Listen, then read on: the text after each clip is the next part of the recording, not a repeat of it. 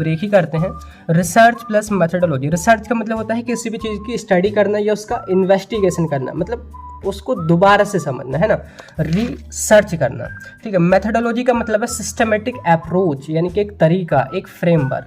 तो research methodology is defined as systematic approach और framework which use to conduct research study. मतलब कि research study करने के लिए जो आपको एक फ्रेमवर्क मिलता है या एक तरीके के सिस्टमेटिक मेथड मिलता है जिससे आपको पता चलता है कि आखिर एक साइंटिफिक तरीके से रिसर्च कैसे की जाए, तो वही आपका रिसर्च मेथडोलॉजी कहा जाता है। अब आप बोलोगे कि आप यहाँ पे ये दोनों चीज़ें एक साथ क्यों पढ़ा रहे हैं या बायोस्टैटिक को ही एक अलग सब्जेक्ट यहाँ पे क्यों नहीं बनाया। तो देखो बायोस्टैटिस्टिक में आप आंकड़ों की स्टडी कर रहे हैं ना, अब जो आंकड़े आपके आएंगे ना, अब उसी के बेसिस पे कुछ चीज़ों को आप यहाँ पे प्रेडिक्ट करोगे कि आगे भविष्य में ऐसे हो सकता है या कोई ये वाले डिसीज आगे भविष्य में बहुत ज़्यादा गंभीर हो सकती है, तो उसके हिसाब से ना आप अपना रिसर्च भी करने लग जाओगे। तो वही जो ये जो सारी चीज़ें यहाँ पे को रिलेट होने वाली हैं बायोस्टैटिस्टिक एंड रिसर्च मेथडोलॉजी। तो आई होप आपको थोड़ा सा ये अंदाज़ा लगा हो कि आपका सिलेबस कैसे डिवाइड है, कैसे यहाँ पे सारा कुछ लिखा हुआ है। तो आगे एक और पॉइंट है यहाँ पे रिसर्च मेथडोलॉजी में कि it includes the overall strategy for planning, executing and evaluating research product, कि इसमें आप सारा कुछ पढ़ते हैं कि क्या स्ट्रेटेजी रहेगी आपकी रिसर्च के रिगार्डिंग, क्या प्लानिंग है, कैसे आप उसको इवेल्यूट करोगे, सारा कुछ। तो मैं यहाँ पे ना क्वेश्चन भी आपको थोड़ा दिखा देता हूँ। देखो यहाँ पे यूनिट 3 में आते ही आपको इंट्रोडक्शन टू रिसर्च, यहाँ पे रिसर्च के बारे में स्टार्ट हो गया है। Need for research, need for design of experiment, experiential design technique, plagiarism वगैरह। तो यहाँ पे ये सारा कुछ आपका रिसर्च से रिलेटेड है। तो आई होप ये पहला क्वेश्चन आपको क्लियर हो गया होगा, क्योंकि ज़रूरी हो जाता है अगर आपको इंट्रो समझ आ गया, मतलब बहुत सारी चीज़ें आपको आगे चल के क्लियर होने वाली हैं। टेंडेंसी यानी कि mean, median and mode with example. तो ये क्वेश्चन ना लॉन्ग में बन जाता है, जैसे कि मैं आपको यहाँ पे दिखा देता हूँ यहाँ पे कि मेजर्स ऑफ सेंट्रल टेंडेंसी, यहाँ पे है मीन, मीडियन, मोड, ठीक है, ये लॉन्ग में बन जाता है। बाकी कई बार शॉर्ट में पूछा जाता है कि डिफाइन मीन, या तो मीन को डिफाइन करो या मीडियन को डिफाइन करो या मोड को डिफाइन करो विद न्यूमेरिकल। एक न्यूमेरिकल इसका पूछा जाता है छोटा सा, मैं आपको समझा दूंगा। तो ये इस तरीके से तो क्वेश्चन बनेगा। बाकी यहाँ पे आपने एक टर्म को ध्यान रखो, देखो यहाँ पे है फ्रीक्वेंसी। देखो फ्रीक्वेंसी ये जो चीज़ है ना आगे यूज होगी, बस आप दिमाग में डाल लो कि फ्रीक्वेंसी का मतलब, जैसे कि अगर हमने हिंदी में पढ़ा था ना मैथ में, तो इसको हम बोलते थे बारंबारता। मतलब कोई चीज़ कितनी बार आ रही है वो बारंबार तक कही जाती है, यानी कि फ्रीक्वेंसी वो कितनी, कोई भी डेटा, कोई भी वैल्यू डेटा में कितनी बार फ्रीक्वेंटली आ रही है, वो यहाँ पे फ्रीक्वेंसी कही जाएगी। जैसे कि सिंपल मेरे यहाँ पे कोइंसिडेंस ये रिजल्ट में कि देखो फिजिक्स, केमिस्ट्री, बायोलॉजी में ना 82 नंबर है, तो यहाँ पे जो फ्रीक्वेंसी होगी ना 82 की वो 3 हो गई, ठीक है। अब इसी को अगर यहाँ पे अलग अलग तरीके से रिप्रेजेंट करने की जगह एक ही जगह आप रिप्रेजेंट भी कर सकते थे कि physics / chemistry / biology equals to 82। तो उसी को हम बोलते हैं यहाँ पे क्या, फ्रीक्वेंसी डिस्ट्रीब्यूशन, यानी कि फ्रीक्वेंसी को एक टेबल फॉर्म में या सारणी बना करके रिप्रेजेंट कर देना, वो यहाँ पे फ्रीक्वेंसी डिस्ट्रीब्यूशन कहा जाएगा। क्लियर हो गया, जो कि कई 2-3 तरीकों से की जाती है, जो कि मैं आगे साथ के साथ बताता चलूंगा, ठीक है। बाकी क्वेश्चन आपका मेजर्स ऑफ सेंट्रल टेंडेंसी, जिसको हमने यहाँ पे बोलते हैं केंद्रीय प्रवृत्ति की माप। इसको हिंदी में मैथ में आपने पढ़ा होगा, बाकी यहाँ पे भी थोड़ा बस थोड़ा सा रिकॉल करोगे ना, चीज़ आपको क्लियर हो जाएंगी। कि यहाँ पे डिफाइन कर रखा है कि measures of central tendency are statistical measure, कि ये स्टेटिस्टिक्स के अंदर यूज होने वाले ने कुछ मेथड है मेजर के, ठीक है, that used to describe the center और typical value of data set, कि कोई भी जो डेटा है ना ये उसकी ना सेंटर वैल्यू को बताते हैं। सेंटर बोले तो एवरेज या बीच की वैल्यू को बताना। तो जैसे कि अगर मैं एग्जाम्पल के तौर पे इसी से समझाता हूँ, जैसे कि मेरा रिजल्ट है, अब यहाँ पे देखो मेन तो हमारे 5 ही सब्जेक्ट है ना, अब एक में 75 आ रहे हैं, एक में 80, एक में, इन तीनों में 82। अगर कोई मेरे से पूछे कि आपका एवरेज नंबर कितने, भाई मेरे को ये बताओ कि आपकी परसेंटेज कितनी बन रही है, अब मैं क्या करूँगा, मैं 75 को जोड़ूंगा, 80 को जोड़ूंगा, 82 को जोड़ूंगा, फिर 82 को जोड़ूंगा, इनको जोड़ूंगा, एंड उसके बाद टोटल नंबर ऑफ सब्जेक्ट, यानी कि यहाँ पे जो 5 सब्जेक्ट है इसको मैं यहाँ पे डिवाइड कर दूंगा। सिंपल जैसे कि मैं बताऊँ तो मेरे यहाँ पे 75 + 80 + 82 + 82 + 82 और टोटल नंबर ऑफ सब्जेक्ट यानी कि 5। तो यहाँ पे मैं निकालूँ तो कितना हो जाएगा आपका 401 एंड 5, और ये मेरी 80 पॉइंट कुछ यहाँ पे परसेंटेज यहाँ पे बन रही है। तो मैं ये बोलूँगा कि उससे कि मेरे हर एक सब्जेक्ट में ना ऑन एन एवरेज मेरे 80 नंबर है। क्लियर हुआ, परसेंटेज का मतलब यही है कि मेरा ऑन एन एवरेज हर एक सब्जेक्ट में इतने नंबर है। तो ये ना इतने बड़े डेटा की एक सेंटर वैल्यू है जो कि 80 है, 80 और 80.2 के करीब यहाँ पर है, तो यही इसकी कही जाएगी सेंट्रल टेंडेंसी। क्लियर हुआ, थोड़ा क्लियर हुआ। अगर मैं आपको एक और बेटर एग्जांपल दूं, जैसे कि कोई फॉरेन का बंदा है, ठीक है, विदेशी है, वो आपसे पूछता है कि भाई इंडिया में ये बताओ कि पर कैपिटा इनकम कितनी है, हर एक बंदे की पर ईयर कितनी इनकम है, वो कितना कमा लेता है। अब भाई हमारे देश में तो भाई एक बंदा तो है नहीं भाई, 140 करोड़ की जनजाति है, उसमें कमाने वाले सपोज बेरोजगार को छोड़ के 100 करोड़ तो आराम से होंगे ही। तो यहाँ पे इतने लोग हैं, अब आप किस किस की यहाँ पे सैलरी बताओगे पर मंथ या पर ईयर, वो कितना कमाता है। अब आप क्या करोगे कि बिल्कुल जीरो से लेके जो मैक्सिमम जो है, ठीक है, जस्ट एग्जाम्पल तौर पर उसको आप यहाँ पे ऐड करोगे, ठीक है, सबको जोड़ दोगे और यहाँ पे ना उसको ऑन एन एवरेज डिवाइड कर दोगे 140 करोड़ या जो भी अप्रोक्सीमेटली आप एवरेज मान के चलो, ठीक है, उसे डिवाइड कर दोगे और सपोज करो कि वो 1.5 लाख रुपया per month, sorry per year आती है, पर ईयर यानी कि एनम उसका पर ईयर इतने रुपए वो एक बंदा कमा लेता है, 1.5 लाख रुपया। तो ये एक ही ऐसी वैल्यू है जो पूरे डेटा को रिप्रेजेंट कर रही है, यानी कि ऑन एन एवरेज छोटे से लेके बड़े तक को अगर हम देखें तो हमारे इंडिया में इतने रुपए पर ईयर हर एक बंदा कमा ले रहा है। तो ये कहा जाता है सेंट्रल ऑफ टेंडेंसी, यानी कि उसको मेजर करने का, किसी भी डेटा का सेंट्रल पार्ट को मेजर कर लेना, उसका ऑन एन एवरेज पता कर लेना। क्लियर हुआ। अभी मैं इसका ना एग्जांपल दूंगा ना, आगे चल के बहुत इजी आपको हो जाएगा, ठीक है। अब बाकी इसका जो यूज है वो कहाँ पे होगा, देखो पहला यूज है to give single representative value of whole data. या देखो जैसे मैंने अभी आपको रिजल्ट दिखाया ना, मेरा रिजल्ट पहले मैं बताता भाई मेरे हिंदी में इतने हैं, इंग्लिश में इतने हैं, उसमें इतने हैं, पहले मैं ऐसे बताता। अब सभी वैल्यू की एक ही रिप्रेजेंटेटिव वैल्यू आ गई, वो है 80.2 कि भाई मेरे हर एक ऑन एन एवरेज सब्जेक्ट में ना मेरे 80.2 है। तो एक ही वैल्यू ना पूरे होल डेटा को, बड़े से बड़े डेटा को एक ही वैल्यू रिप्रेजेंट करती है। जैसे कि हमारे 140 करोड़ या 100 करोड़ ऑन एन एवरेज देखें, जो सारे हमारे जो इंडियन है उनकी सैलरी एक ही वैल्यू रिप्रेजेंट कर रही है, जो कि आपकी 1.5 लाख हो रही है, ठीक है। तो यहाँ पे इसका यूज होगा। सेकंड है to make comparison between two और मोर डेटा। आप जैसे सपोज मैं स्टूडेंट हूँ, कोई दूसरा स्टूडेंट होगा, आप उसके पर सब्जेक्ट से आप कंपेयर करने की बजाय डायरेक्ट पूछ लो कि भाई तेरी कितनी परसेंट है और तेरी कितनी परसेंट है, तो इजीली कंपैरिजन हो जाएगा, ठीक है। इसके बाद देखिए थर्ड जो इसका यूज है, देखिए वो है हेल्प्स इन डिसीजन मेकिंग। जब देखिए दो चीजों को आप कंपेयर कर सकते हैं तो उनमें कंपैरिजन करके आप डिसीजन भी ले सकते हैं। जैसे कि सपोज मेरे नंबर हैं या किसी और बच्चे के नंबर, तो दोनों को आप कंपेयर करके आप ये डिसाइड कर सकते हैं कि भाई कौन सा होशियार है कौन सा नहीं है। या फिर कोई कंपनी वाले अगर कहीं पे अगर आए हैं प्लेसमेंट के लिए, तो वो ये चूज कर सकते हैं कि ये बंदा होशियार है ये, या फिर ये नहीं है। इस तरीके से यहाँ पे आप डिसीजन भी ले सकते हैं। लास्ट में है टू समराइज या कंडेंस डेटा। जो सारा इतना बड़ा डेटा था ना, उसको आप इजिली समराइज कर सकते हैं, एक ही वैल्यू से रिप्रेजेंट कर सकते हैं। क्लियर हुआ। तो ये हो गया आपका क्या, measures of central tendency. Central tendency को कैसे यहाँ पे मेजर कर सकते हैं वो। एंड यहाँ पे ना उसको मेजर करने के ना 3 तरीके हैं। एक है मीन, जिसको हम हिंदी में ना माध्य बोलते हैं, एंड मीडियन जिसको हम माध्यिका कहते हैं, मोड यानी कि बहुलक। अब इसके ना सारे देखो जो तीनों जो हैं, तीनों के ना अलग अलग फॉर्मूले हैं और इसको मैं एकदम एग्जाम्पल के साथ बताऊंगा, जो कि न्यूमेरिकल यहाँ पे पूछा भी जाता है। तो देखिए सबसे पहले हम बात करते हैं मीन, यानी कि मीन को हम बोलते हैं एवरेज, जिसको हिंदी में बोलते हैं माध्य। मतलब जो भी दिया हुआ डेटा है ना, उसमें जो भी ऑब्जर्वेशन है, पहले तो उनको आप सम कर लो, सभी को ऐड कर लो, ऐड करने के बाद नंबर ऑफ ऑब्जर्वेशन से डिवाइड कर दो। जैसे सिंपल से मेरा यहाँ पे ये था कि अलग अलग सब्जेक्ट के नंबर थे, सभी को मैंने जोड़ा and total number of subject से मैंने यहाँ पे डिवाइड कर दिया। तो ये ना उसका एवरेज निकल के आया था मेरा 80 पॉइंट कुछ करके।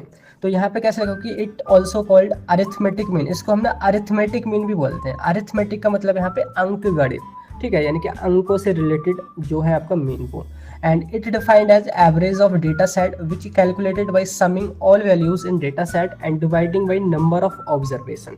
कि यहाँ पे जो भी है आपका, जैसे कि फॉर्मूले सब सिंपल समझो, मीन को हम रिप्रेजेंट करते हैं एक्स बार से। एक्स बार इक्वल्स टू होता है सम ऑफ ऑल वैल्यू। जो भी आपका डेटा हुआ है, डेटा दिया हुआ है, सबको आपने सम करना है, सबको जोड़ना है upon number of observation. Total observation कितनी है उसे डिवाइड कर देना है। जैसे सिंपल मैंने रिजल्ट का दिखाया, सभी सब्जेक्ट के पहले जो भी नंबर थे उनको ऐड करा एंड अपॉन में मैंने नंबर ऑफ जो भी टोटल सब्जेक्ट है उससे डिवाइड कर दिया, ठीक है। यहाँ पे जो आप साइन देख रहे हैं इसको हम बोलते हैं समेशन। समेशन का मतलब होता है जोड़ना, मतलब दिए हुए सारे डेटा को जोड़ देना।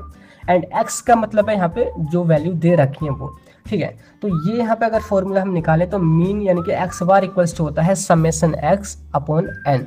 तो ये जो है इसका एक फॉर्मूला बन जाता है, ठीक है। इस पर ही न्यूमेरिकल पूछे जाएंगे, मैं आपको समझा दूंगा, ठीक है। तो ये जो फॉर्मूला जो बनता है ना वो इंडिविजुअल डेटा के लिए बनता है। इंडिविजुअल जैसे कि सपोज करो कि यहाँ पे जो है आपका इंडिविजुअली 75 70 सारा कुछ दे रखा है। अगर यही जो डेटा है वो ग्रुप फॉर्म में दिया हो, ग्रुप में समझो जैसे कि ये जैसे यहाँ पे देखोगे कि ये कुछ बच्चों की ना पॉकेट मनी है कि कुछ बच्चों को 100 से 200 रुपये मिलते हैं, तो उन टोटल नंबर ऑफ स्टूडेंट, यहाँ पे टोटल नंबर ऑफ स्टूडेंट 20 है। तो 20 क्या है यहाँ पे एक्चुअली में फ्रीक्वेंसी है कि इतने बच्चों को इसके बीच में रुपए मिलते हैं, और इतने बच्चों को यानी कि 15 बच्चों को इतने रुपए मिलते हैं, 5 को इतने मिलते हैं, 2 को इतने मिलते हैं। तो ये जब फ्रीक्वेंसी में आपका डेटा दिया हो तो उसको हम बोलते हैं ग्रुप्ड डेटा, ठीक है। और अगर आप डायरेक्टली यहाँ पे 100 भी लिख देते और 20 यहाँ पे लिख के रहते तो उसको हम बोलते हैं यहाँ पे अनग्रुप्ड डेटा। जैसे कि ये रेंज दे रखी है तो इसको हम बोलते हैं ग्रुप्ड डेटा और अनग्रुप्ड डेटा, ठीक है। दूसरे को हम अनग्रुप्ड डेटा बोलते हैं। तो जब फ्रीक्वेंसी में आपका डेटा दिया होता है ना तो आपका फॉर्मूला मीन वाला वो ये हो जाता है, यानी कि मीन यानी कि एक्स बार इक्वल होता है summation F into x upon summation F, यानी कि जो सारी फ्रीक्वेंसी है ना उसको जोड़ के और जो आपका समेशन एक्स था उसकी मल्टीप्लाई यहाँ पे कर दो, ठीक है, अपॉन समेशन में नीचे जोड़ के सारी फ्रीक्वेंसी को ऐड कर दो, डिवाइड कर दो। मैंने यहाँ पे आपको एग्जांपल से समझाऊंगा, अभी इसको जो न्यूमेरिकल दिखाया था ना सबको सॉल्व करेंगे तो आपको इजीली समझ आ जाएगा। तो यहाँ पे सारा कुछ लिखा हुआ है। पहले आप एग्जांपल देखो कि find out the arithmetic mean of following data. जो डेटा दिया हुआ है ना इसका आप अरिथमेटिक मीन बताओ। तो ये जनरल सा आपका दे रखा है, इंडिविजुअल दे रखा है, यहाँ पे कोई फ्रीक्वेंसी वगैरह नहीं है। तो सभी को यहाँ पे ऐड कर दो और टोटल नंबर ऑफ ऑब्जर्वेशन 1 2 3 4 5 6 से यहाँ पे आप डिवाइड कर दो।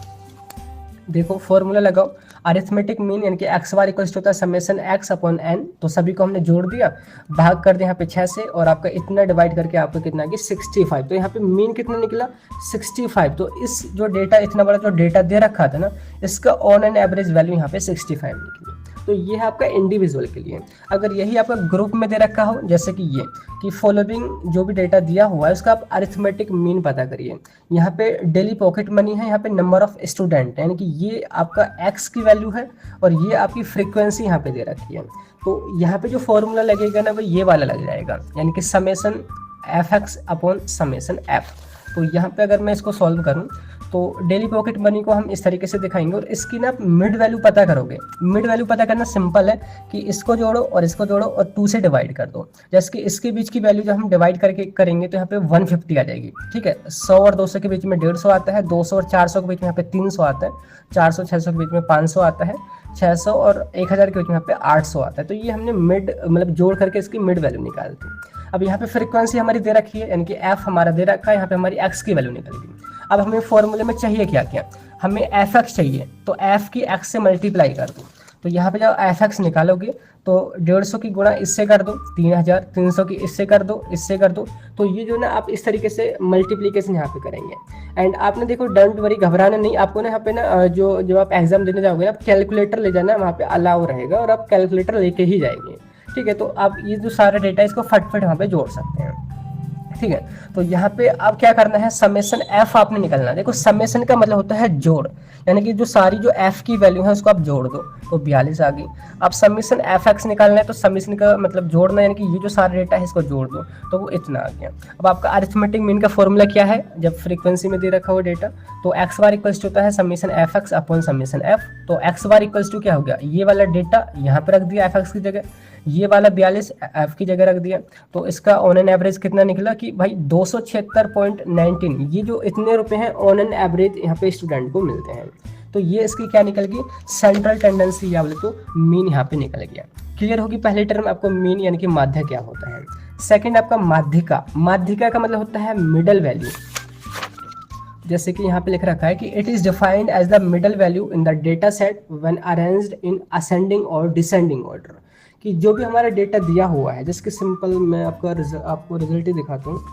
रिजल्ट ये रहा। तो देखो यहाँ पे जो मेरे सब्जेक्ट हैं, देखो इस स्पोर्ट वाले को हटा दो तो हमारे बेसिकली 5 सब्जेक्ट हैं, Hindi, English, physics, chemistry, bio. इसका जो डेटा है 75 जो दे रखा है।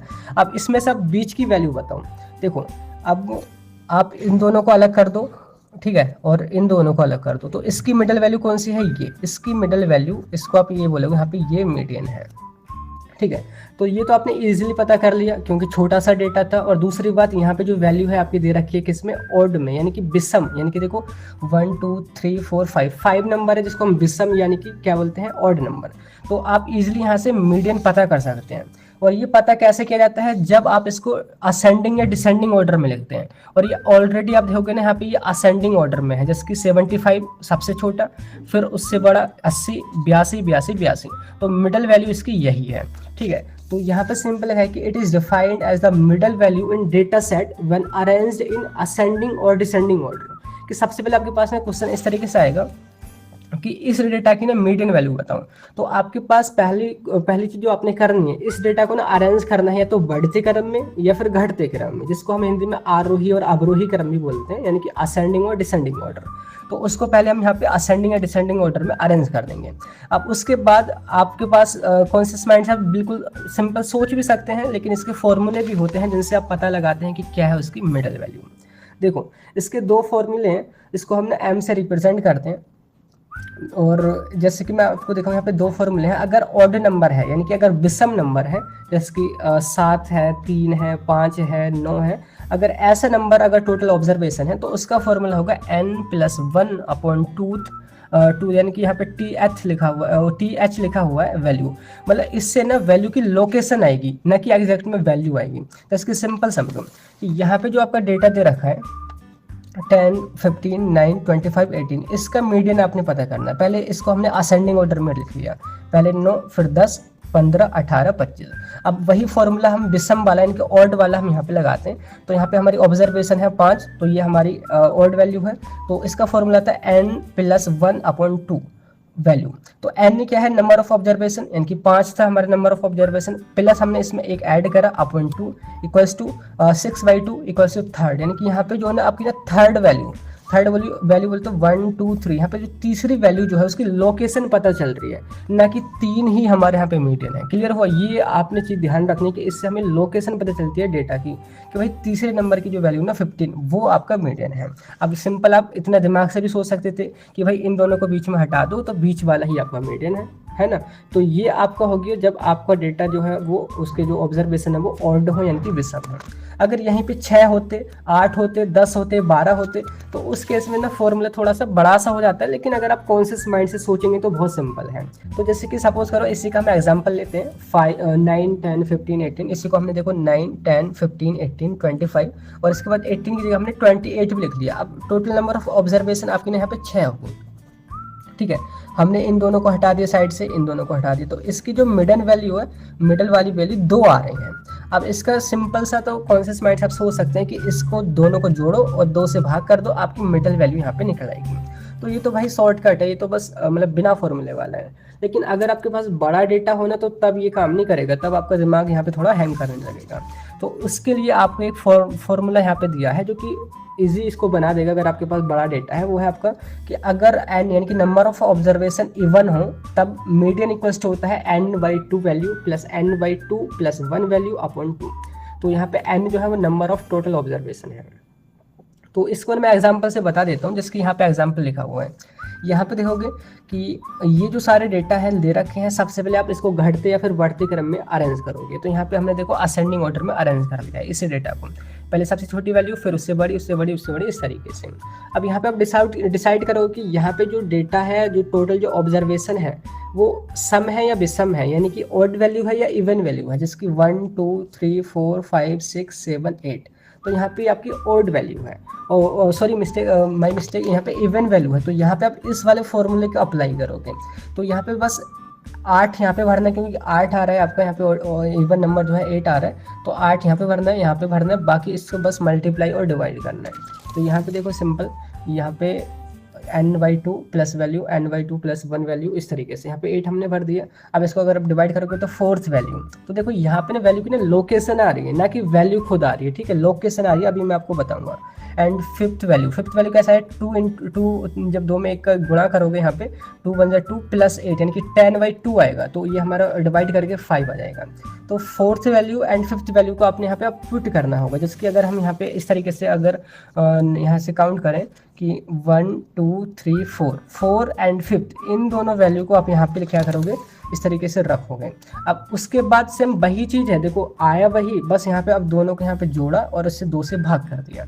भाग करके क्या है 7, यानी कि इन दोनों के बीच में जो मिडल वैल्यू आएगी ना वो 7 आएगी। वही चीज़ हम डायरेक्ट भी कर रहे थे, यहाँ पे वो फॉर्मूले के थ्रू दे रखा है, तो मैंने यहाँ पे सिस्टमिक तरीका आपको यहाँ पे बता दिया है। तो ये आपको सेकंड मीडियन समझ आ गया होगा, यानी कि जो मिडल वैल्यू होती है डेटा की। अब इसके बाद देखिए थर्ड में है, देखिए वो है आपका मोड यानी कि बहुलक। अगर हम हिंदी में वर्ड को देखें बहु का मतलब होता है बहुत बार आने वाला, बहुत बार आने वाला। बहुलक यानी कि कोई भी वैल्यू जो मोस्ट फ्रिक्वेंटली यानी कि मैक्सिमम टाइम किसी डेटा सेट में आई हो उसको हम यहाँ पे बहुलक कहते हैं। बहुलक और फ्रीक्वेंसी में कोई भी खास डिफरेंस नहीं है। तो यहाँ पे देखो mode is the value that appears most frequently या maximum time in the data set, यानी कि जैसे कि हमारा इस डेटा सेट में जो मोड जो था ना वो 82 था, क्योंकि 82 यहाँ पे सबसे ज़्यादा बार आया है, तो ये इसका मोड हो गया। तो आपके पास क्वेश्चन क्या आएगा, ये जो मैं आपको जो सारे क्वेश्चन जो मैंने कराए ना एग्जाम्पल, ये 2000 यानी कि पिछला वाला जो आपका 2023 का जो एग्जाम पेपर उसमें आए हुए हैं। तो इसको भी देखो सेम यही क्वेश्चन आया था कि find out mode value of given data, इस डेटा की ना मोड वैल्यू बताओ।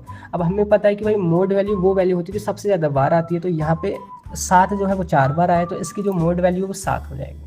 ये तो बहुत सिंपल है।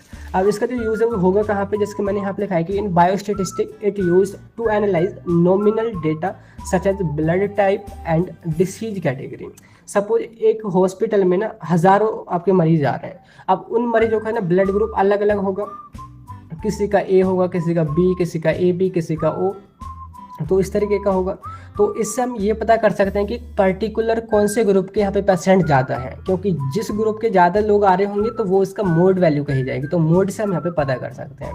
या फिर आप ऐसे भी पता कर सकते हैं कि किसी हॉस्पिटल में कौन सी ज़्यादा बीमारी वाले लोग आ रहे हैं, है ना, वो जैसे उनका सारा डेटा फिल किया जाता है, तो जितने ज़्यादा लोग जिस बीमारी के आ रहे हैं वो उसका मोड कहा जाएगा, तो मोड से आप ये सारी चीज़ें पता कर सकते हैं। क्लियर हुआ। एंड इसका बाद देखिए लास्ट में देखिए आपको एक और चीज़ ध्यान रखनी है कि जो आपका मीन, मीडियन और मोड है ना, तीनों जो अपने सेंट्रल टेंडेंसी के मेजर्स पढ़े हैं उनमें ना रिलेशनशिप भी होती है।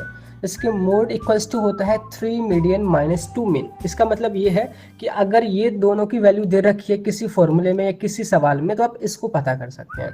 तो मोड कैसे पता किया जाएगा कि जो मीडियन की वैल्यू दी है उससे 3 से मल्टीप्लाई कर दो, माइनस उसमें से 2 गुने मीन को घटा दो।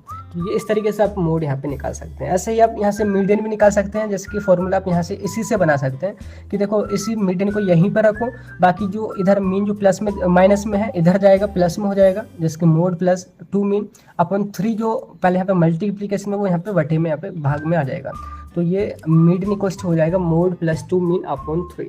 तो ये इस तरीके से हो जाएगा। एंड लास्ट में आप यहाँ पे मीन का भी निकाल सकते हैं। मीन इक्वल टू यहाँ पे हो जाएगा 3 मीडियन और ये रिप्लेस कर देंगे वैल्यू, तो यहाँ पे माइनस में मोड अपॉन 2। तो ये मैन अगर आप फॉर्मूला याद रख लेते हैं तो इसी से आप इन दोनों को भी निकाल सकते हैं। एंड बाकी देखो इनको ना फॉर्मूले यहाँ पे देखो अभी तो 2 ही 3 क्वेश्चन हुए हैं, अभी इतने सारे फॉर्मूले हो गए हैं। मैं आपको एक सजेशन दे रहा हूँ कि आप ना एक पेज पर ना सारे जो भी फॉर्मूले यहाँ पे आने वाले ना आगे भी, तो आप उनको लिखते रहना, केवल फॉर्मूले लिखना, ये क्या है फॉर्मूला और ये किसका फॉर्मूला है। और लिखने के बाद अपने जो आपका मतलब कि रूम है वहाँ पे ना ऐसी जगह चिपका देना जो आपकी निगाह बार बार पड़ती रहेंगे, क्योंकि जब तक एग्जाम होंगे ना आप इनको बार बार भूलते रहेंगे। अब जब आप रेगुलर उनको देखेंगे ना थोड़ा आपके दिमाग में सेट हो जाएगा। ठीक है, मेन चीज़ यहाँ पे फॉर्मूला है, फॉर्मूला याद हुए मतलब कि आप क्वेश्चन सॉल्व कर सकते हैं और उसके बाद में भी लिख सकते हैं। तो यहाँ पे इस तरीके से जो आपका क्वेश्चन है यहाँ पे कवर होता है, यानी कि मेजर्स ऑफ सेंट्रल टेंडेंसी यहाँ पे हमने कवर कर ली है। एंड इसके बाद देखिए नेक्स्ट क्वेश्चन आपका देखिए वो है describe various measures of dispersion and calculate mean and standard deviation of following data. ये जो क्वेश्चन है यहाँ पे लॉन्ग में आएगा। तो देखिए यहाँ पे पहले तो आपने बताना है कि मेजर्स ऑफ डिस्पर्जन कौन कौन से हैं, जैसे कि यहाँ पे आपको दे रखा है मेजर्स ऑफ डिस्पर्जन। पहले हम समझेंगे कि डिस्पर्जन क्या है और उसको मेजर करने के तरीके क्या है वो आपने बताने हैं। और उसमें से एक तरीका है आपका स्टैंडर्ड डेविएशन। तो स्टैंडर्ड डेविएशन आपने इस न्यूमेरिकल डेटा का निकालना है, या बोले तो यहाँ पे न्यूमेरिकल क्वेश्चन है वो आपने सॉल्व करना है, क्योंकि 7 या फिर 10 मार्क्स में क्वेश्चन बन रहा है। तो यहाँ पे देखिए सबसे पहले हम समझेंगे कि आखिरी डिस्पर्जन क्या है, जिसको हम हिंदी में प्रसार या फैलाव कहते हैं। यानी कि डिस्पर्जन मीन वेरिएशन या फ्लक्चुएशन और स्कैटरिंग, मतलब डेटा जो आपका है उसका फैलना, उसका फैलाव, वो कितना फैला हुआ है वो आपका डिस्पर्जन कहा जाएगा। इसकी वही फिर मैं आपको एग्जांपल के तौर पे वही अपने रिजल्ट दिखाऊं, क्योंकि मेरे को सबसे इजी मतलब लग रहा है। तो मेरे यहाँ पे परसेंटेज आ रही थी, मतलब ऑन एन एवरेज मेरा निकल रहा था 80.2। तो ये ऑन एन एवरेज था। तो अगर मैं इस मीन वैल्यू से हर एक इंडिविजुअल डेटा का अंतर देखूं या इससे वेरिएशन देखूं तो वो कितना निकलेगा। इसमें से इसको घटाऊंगा, इसमें से इसको घटाऊंगा, इसमें से इसको, इसमें से इसको, इसमें से इसको, तो ये यहाँ पे उनका वेरिएशन या तो और उनका डिस्पर्जन निकल जाएगा। जैसे कि 75 और 80 में जो अंतर है, यहाँ पे 80 ही समझो बस आप इसको, तो यहाँ पे 5 का अंतर है। यहाँ पे जो है 80 और 80 पॉइंट, यहाँ पे 0.2, यहाँ पे 0.2 भी लगा ही देता हूँ। तो यहाँ पे इस तरीके से है, ठीक है। एंड बाकी यहाँ पे 82 और इसमें आपका 2.2 का अंतर है, यहाँ पे 2.2 का अंतर है। तो यहाँ पे जो अंतर जो निकल रहा है ना, यही कहा जाता है डिस्पर्सन। आप इससे ये अंदाजा लगा सकते हैं कि जो आपका डेटा जो है वो मीन के आसपास कितना फैला हुआ है। इसका देखिए आपने यहाँ पे एक और एग्जांपल समझे जो कि बहुत इंटरेस्टिंग है, और आपको नहीं समझ में आएगा कि आखिर ये डिस्पर्जन का यूज कहाँ पे होगा या उसको हम मेजर क्यों करेंगे। तो देखो यहाँ पे हमारे सामने ना एक कॉलेज है ए और एक कॉलेज है आपका बी, ठीक है। जैसे आप बी फार्म कंप्लीट कर ले रहे हैं, सपोज करो आप एम फार्म में कहीं एडमिशन लेने जा रहे हैं, तो आप उसका प्लेसमेंट चेक कर रहे हो। सपोज ए कॉलेज का जो स्टूडेंट है उसका फर्स्ट स्टूडेंट, उसको यहाँ पे मिलते हैं 10 लाख पर एनम, ठीक है। ये प्लेसमेंट वहाँ पे उसको ऑफर होती है। दूसरे स्टूडेंट को वहाँ पे होती है 12 लाख पर एनम। तीसरे स्टूडेंट को वहाँ पे होती है 18 लाख पर एनम। चौथे स्टूडेंट को वहाँ पे होती है 16 लाख पर एनम, ठीक है। दूसरी तरफ आपका वी कॉलेज है और वहाँ पे जो प्लेसमेंट ऑफर हो रही है एक स्टूडेंट को हो रही है 60 लाख पर एनम। दूसरे स्टूडेंट को वहाँ पे हो रही है आपका 12 लाख पर एनम। एंड तीसरे स्टूडेंट को वहाँ पे हो रही है 4 lakh per annum. And last में जो आपका स्टूडेंट है उसको हो रही है 2 लाख पर एनम, ठीक है। तो ये हमारे पास डेटा है दो। अब इसका अगर हम मीन निकालें तो मीन क्या होता है, सिंपल जो डेटा है उसको जोड़ो और उससे डिवाइड कर दो टोटल ऑब्जर्वेशन। तो ये आपका 10 + 12 + 18 यानी कि ये हो गए 30, 40, 50 यानी कि 56, टोटल 56 हो गए। इसको आप भाग करोगे 1 2 3 4 से आप इसको डिवाइड करोगे, ठीक है। इधर आपका जो है 60 और आपका ये जोड़ा जाएगा 6, 4 और 2 6 और 18 और आपका ये हो गया 70, 78 यहाँ पे आपकी ये 78 लाख इधर हो जाता है, डिवाइड बाई 4, ठीक है। अब इसका जो अगर आप भाग करोगे तो यहाँ पे आता है 4 1 जा 4 4 4 4, ये आपका 14 से डिवाइड होकर इतना आएगा। एंड बाकी सॉरी 4 से डिवाइड होकर इतना आएगा, यहाँ पे 4 1 जा 4 बचे 3 और 4 चौक 16, 4 पंजे 20, 4 3 24, 4 7 4 4 36 और 4 36 पॉइंट यहाँ पे 20 लग जाएगा। तो पॉइंट इस करके कुछ आएगा, यानी कि इतने लाख पर एनम और इतने लाख आपके यहाँ पे पर एनम, ठीक है। तो यहाँ पे ये इस तरीके से आपका डेटा आ रहा है, ठीक है। यहाँ पे मतलब सपोज करो कि ये वाले कॉलेज के जो स्टूडेंट है उनको 19 लाख पर ऑन एन एवरेज बच्चे को मिल रहे हैं, यहाँ पे 14 लाख पर ऑन एन एवरेज हर एक स्टूडेंट को यहाँ पे मिल रहे हैं। अब देखो आप किधर जाओगे, आपने यहाँ से एवरेज निकाला, आप सोचोगे भाई यहाँ पे तो 19 लाख मिल रहे हैं, हम यहाँ पे जाएंगे।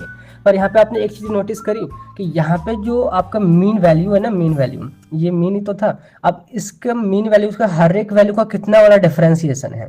देखो 19 से और 60 में बहुत अंतर है, और यहाँ पे 12 में और 19 में ज़्यादा अंतर है। यहाँ पे इसका भी अंतर है, यहाँ पे इसका भी बहुत अंतर है। इधर देखोगे यहाँ पे 10 12 18 16 में 14 से बहुत थोड़ा थोड़ा अंतर है, ठीक है।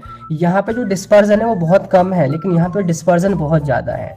एक चीज ध्यान रखना, जिस भी डेटा में ज़्यादा से ज़्यादा डिस्पर्जन होगा ना वो उतना ही अनस्टेबल होगा। मतलब क्या, जैसे कि सपोज करो कि आप यहाँ पे मीन देख के यहाँ पे एडमिशन ले लेते हैं, लेकिन यहाँ पे जो ज़्यादा चांसेस है वो केवल एक बच्चे के हैं, लेकिन यहाँ पे ऑन एन एवरेज हर एक बच्चे को अच्छा यहाँ पे क्या मिल रहा है, पैकेज मिल रहा है।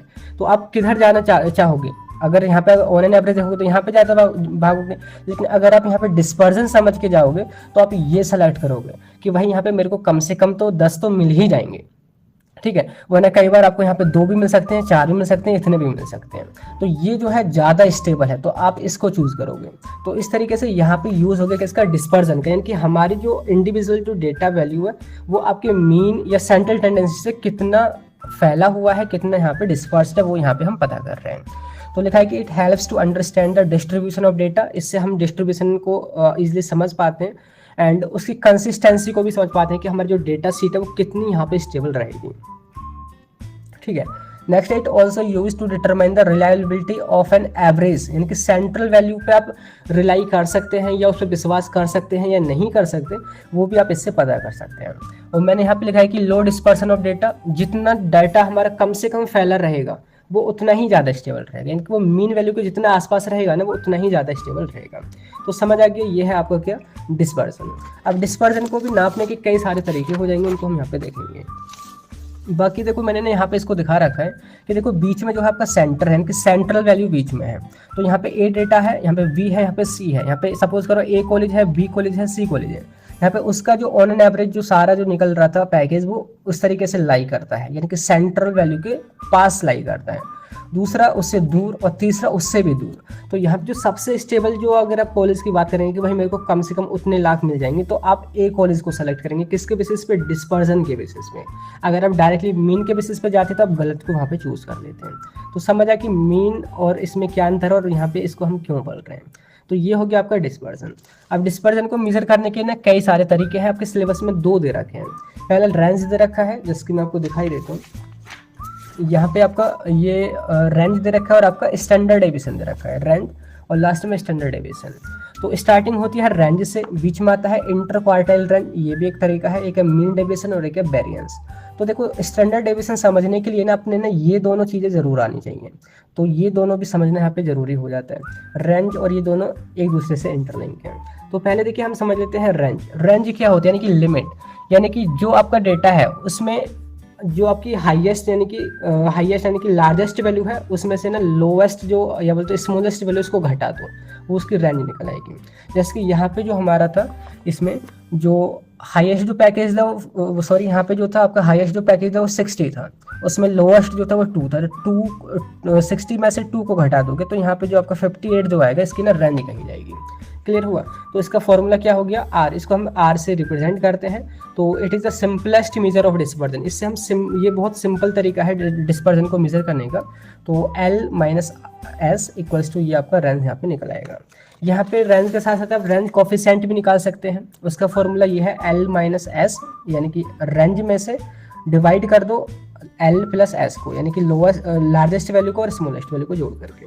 तो ये है आपका रेंज। क्लियर हुआ? अब देखो इसकी एप्लीकेशन समझो। पहला है in quality control. Quality control में जैसे सपोज आप किसी कंपनी में ना प्रोडक्ट बना रहे हैं, आपने एक रेंज सेट कर दी कि भाई इतने से इतने बीच के, या बोले तो कोई आपके मतलब कि हजार आपके प्रोडक्ट यहाँ पे बन रहे हैं और 1000 प्रोडक्ट में से सपोज करो कि आपका जो प्रोडक्ट है वो 95 से 99 इतने % इफेक्टिव होना चाहिए, या कोई ड्रग इतने % वो लोगों में इफेक्टिव होनी चाहिए, उसी को हम यहाँ पे पास करेंगे। तो लोवेस्ट लिमिट और लार्जेस्ट लिमिट, ये इन दोनों में डिफरेंस क्या शो कर रहा है? यहाँ पर रेंज शो कर रहा है। तो क्वालिटी कंट्रोल में, प्रोडक्ट की क्वालिटी कंट्रोल में भी हम इसका यूज़ करते हैं। बाकी दूसरा है शेयर मार्केट। शेयर मार्केट आपने सुना होगा, आजकल तो बहुत चलता है। जो हमारे शेयर होते हैं मार्केट में, हम उसमें देखते हैं सबसे न्यूनतम पे हमारा शेयर कब रहा था और सबसे अधिकतम कितना हुआ है ना, देखते हैं ना। तो मतलब लोएस्ट वैल्यू एंड लार्जेस्ट जो आपकी वैल्यू होती है उसको हम यहाँ पे कंपेयर करते हैं कि भाई आज पूरे दिन में इस कंपनी का जो शेयर है वो इतने से इतने तक गया और इतने बीच में हुआ रहा। तो वहाँ भी हम शेयर मार्केट में इसका यूज़ करते हैं। तीसरा है वेदर फोरकास्टिंग। हम देखो मौसम विभाग में भी आपने देखा होगा, हमारा मौसम जैसे आजकल तो गर्मी बहुत पड़ रही है, तो हम हर दिन नोटिस किया जाता है कि कम से कम कितना टेम्परेचर रहा और मैक्सिमम से मैक्सिमम कितना टेम्परेचर गया। तो ये भी उसकी रेंज होगी। क्लियर हुआ? तो ये इसकी एप्लीकेशन है। ठीक है, बाकी इसका मैं एग्जाम्पल से समझा देता हूँ। जो डेटा है मतलब जो फॉर्मूला वगैरह है, तो सपोज जैसे कि यहाँ पे हमारा डेटा दिया हुआ है कि इस डेटा का आप रेंज और कोफिशिएंट बताइए। तो सिंपल आप पहले इसमें देखोगे कि आपकी स्मॉलेस्ट वैल्यू क्या है। स्मॉलेस्ट यहाँ पे 15 है और लार्जेस्ट वैल्यू यहाँ पे आपकी 35 है। तो 35 में से 15 को घटा दो, 20 इसकी रेंज आ जाएगी। ठीक है, रेंज कोफिशिएंट क्या है कि L minus S upon L plus S. तो 35 माइनस 15 और 35 प्लस 15 इसको जोड़ देंगे और ये 0.4 आएगा, और अगर इसको % में लिखना चाहो तो ये हमारा 40% हो जाएगा। तो ये है आपका range. Hi students, my name is Vikrant. I welcome all chemistry students to my YouTube channel V Chemical Sciences. So जो students MSc कर रहे हैं, GATE, CSIR, NET, IIT JAM की तैयारी कर रहे हैं, और वो स्टूडेंट्स जो BSc कर रहे हैं, B फार्मा और M फार्मा कर रहे हैं, उन सभी के लिए इस चैनल पे बाइलिंगुअल लेक्चर्स मिलते रहेंगे। इन सारे सब्जेक्ट्स पे मैं बाइलिंगुअल लेक्चर्स बना रहा हूँ, chapter wise, playlist wise, right. और ये सारे लेक्चर्स बेस्ट रिसोर्सेज से प्रिपेयर्ड हैं, इजी टू अंडरस्टैंड, और आपके सारे कॉन्सेप्ट्स बहुत अच्छे से क्लियर होंगे यहाँ पे। Medicinal chemistry, organic, inorganic, physical, bio inorganic, bio organic, biophysical, इन सभी पे आपको बाइलिंगुअल लेक्चर्स मिलते रहेंगे, environmental chemistry, heterocyclic chemistry, right. So guys do support me in my journey, और मैं एक बहुत अच्छा। एंड इसके बाद देखिए सेकंड, देखिए इसमें एक और मेथड है, देखिए वो है पे इंटर क्वार्टाइल रेंज, जिसको हमने शॉर्ट में IQR भी बोल दे रहे हैं, यानी कि इंटर क्वार्टाइल रेंज। तो इंटर का मतलब है यहाँ पे बिटवीन, इनके बीच में, एंड क्वार्टाइल का मतलब होता है यहाँ पे क्वार्टर। क्वार्टर आपने सुना होगा ना कि चौथाई हिस्सा, जैसे कोई डिश है भाई उसका क्वार्टर ला दो यार, उसका ये ला दो, तो क्वार्टर मतलब है चौथा हिस्सा ला दो उसका, एक वैल्यू का चौथा हिस्सा। तो मीन क्वार्टर मीन होता है यहाँ पे a value that divide data set into 4 equal part, मतलब कोई भी वैल्यू जो एक डेटा को ना 4 बराबर बराबर इक्वल पार्ट में डिवाइड करते हैं, वो आपका क्वार्टर कहा जाता है, क्वार्टाइल कहा जाता है। तो इंटर क्वार्टाइल रेंज यानी कि 2 क्वार्टाइल के बीच की रेंज। तो सिंपल अगर मैं इसको डिफाइन करूं, अगर आपको डेफिनेशन समझना है ना, थोड़ा वेट करना, कि inter quartile range is defined as the range या डिफरेंस बिटवीन अपर क्वार्टाइल यानी कि Q3 एंड लोअर क्वार्टाइल यानी कि Q1। तो अपर क्वार्टाइल और लोअर क्वार्टाइल के बीच का जो अंतर है वही आपका इंटर क्वार्टाइल रेंज है। अब ये अपर क्वार्टाइल क्या है, लोअर क्वार्टाइल क्या है, ये बताना है। तो देखो यहाँ पे सिंपल समझो कि सपोज आपके पास ना कोई डेटा है, सपोज 4000 है, 4000 रुपये है। इसको ना इस डेटा की वजह ना मैं एक लाइन से आपको रिप्रेजेंट करूँ, सपोज कि ये एक आपका डेटा है। अब मैं आपसे बोलूँ कि इस डेटा को ना 4 इक्वल पार्ट में डिवाइड करो, तो आप कैसे डिवाइड करोगे कि भाई एक निशान आप यहाँ लगा दो, एक आप यहाँ लगा दो, एक आप यहाँ पे लगा दो, तो ये भी बराबर, ये भी बराबर, ये भी बराबर, ये भी बराबर। तो यहाँ पे 4 जो है इक्वल पार्ट में डिवाइड हो गया। जहाँ जहाँ आपने निशान लगाए ना, तो पहली जो रेंज है इसको हम बोलते हैं Q1 यानी कि लोअर क्वार्टाइल, दूसरे को हम बोलते हैं Q2 यानी कि मिडल या मीडियन क्वार्टाइल, ये हमारा मिडल वैल्यू भी होता है, मीडियन जिसने जो हमने पढ़ा था। तीसरा है आपका अपर क्वार्टाइल, ठीक है, Q3। तो Q1 और Q3 इन दोनों का जो अंतर होता है ना, डिफरेंस, यानी कि ये बीच वाला पार्ट, यही आपको कहा जाता है IQR। अब देखो यहाँ पे आपको एक चीज़ समझें कि लास्ट टाइम जब अभी हमने पढ़ा था रेंज के बारे में, जैसे कि अभी यहाँ पे हमने रेंज के बारे में पढ़ा था, तो रेंज जो था ना हमारे डेटा की लोवेस्ट और हाईएस्ट वैल्यू के बीच में का जो सारा था वो बता रहा था, ठीक है। बीच में क्या हो रहा था क्या नहीं हो रहा था उस पर फोकस नहीं कर रहा था, बस ये मतलब साइड से आपको डेटा का थोड़ा ज्ञान दे रहा था। लेकिन ये जो है ना बीच में फोकस कर रहा है, ये जो है बाहर का जो डेटा है इस पर फोकस नहीं कर रहा यहाँ का, बल्कि जो बीच में यानी कि यहाँ से लेके यहाँ तक का जो डेटा है 50%, देखो यहाँ पे 25% इधर का छूट गया, 25% इधर का छूट गया, बचा बीच में 50%। Q1, Q2, Q3 के बीच में 50% बचा। तो इंटर क्वार्टाइल रेंज ना 50% जो मिडल जो डेटा है मीडियन के साइड पास वाला, उस पर फोकस करना है। तो Q3 में से जब आप Q1 को घटा दोगे ना, अपर क्वार्टाइल रेंज से लोअर क्वार्टाइल रेंज को घटा दोगे, तो वो हमारे यहाँ पे इंटर क्वार्टाइल रेंज निकल जाएगा। क्लियर हो गया, वही डेफिनेशन यहाँ पे लिखी हुई है। बाकी ये Q1, Q2, Q3 ये कैसे निकालने होते हैं, इसका मैंने फॉर्मूला ना साइड में लिख रखा है, सॉरी। तो देखते हैं यहाँ पे, तो देखो वही बात लगे कि it covers dispersion of middle 50% of values of the series, कि जो भी डेटा दे रखा है ना उसका बीच वाला 50% ही ये कवर करता है। ये इसका एक ड्रॉबैक भी है कि भाई ये आउटलायर जो है बाहर वाला उसको छोड़ देता है, ठीक है। एग्जाम्पल से आप समझोगे कि सपोज ये कोई डेटा दे रखा है आपका, अब इसमें से आप IQR पता करो, इसकी इंटर क्वार्टाइल रेंज पता करो। हमने अभी पढ़ा था कि IQR जो होता है ना वो आपकी लार्जेस्ट जो रेंज है यानी कि Q3 अपर रेंज और Q1 रेंज का ये डिफरेंस होता है। अब मैंने तो यहाँ पर निशान लगा दिए कि Q1 ये है, Q3 ये है। अब इन दोनों को पता कैसे करना होता है, इनको पता करने का देखो यहाँ पे मैंने फॉर्मूला लिखे हैं, ये थोड़े आपको लिखने ही होंगे, मैंने जैसे आपको तरीका बताया था कि अगर आपने Q1 निकालना है ऑड के लिए, ठीक है, ऑड यानी कि जो जैसे कि 3 नंबर है, 7 नंबर है, 9 नंबर है, अगर आपने ऑड के लिए निकालना है तो यहाँ पे इसका फॉर्मूला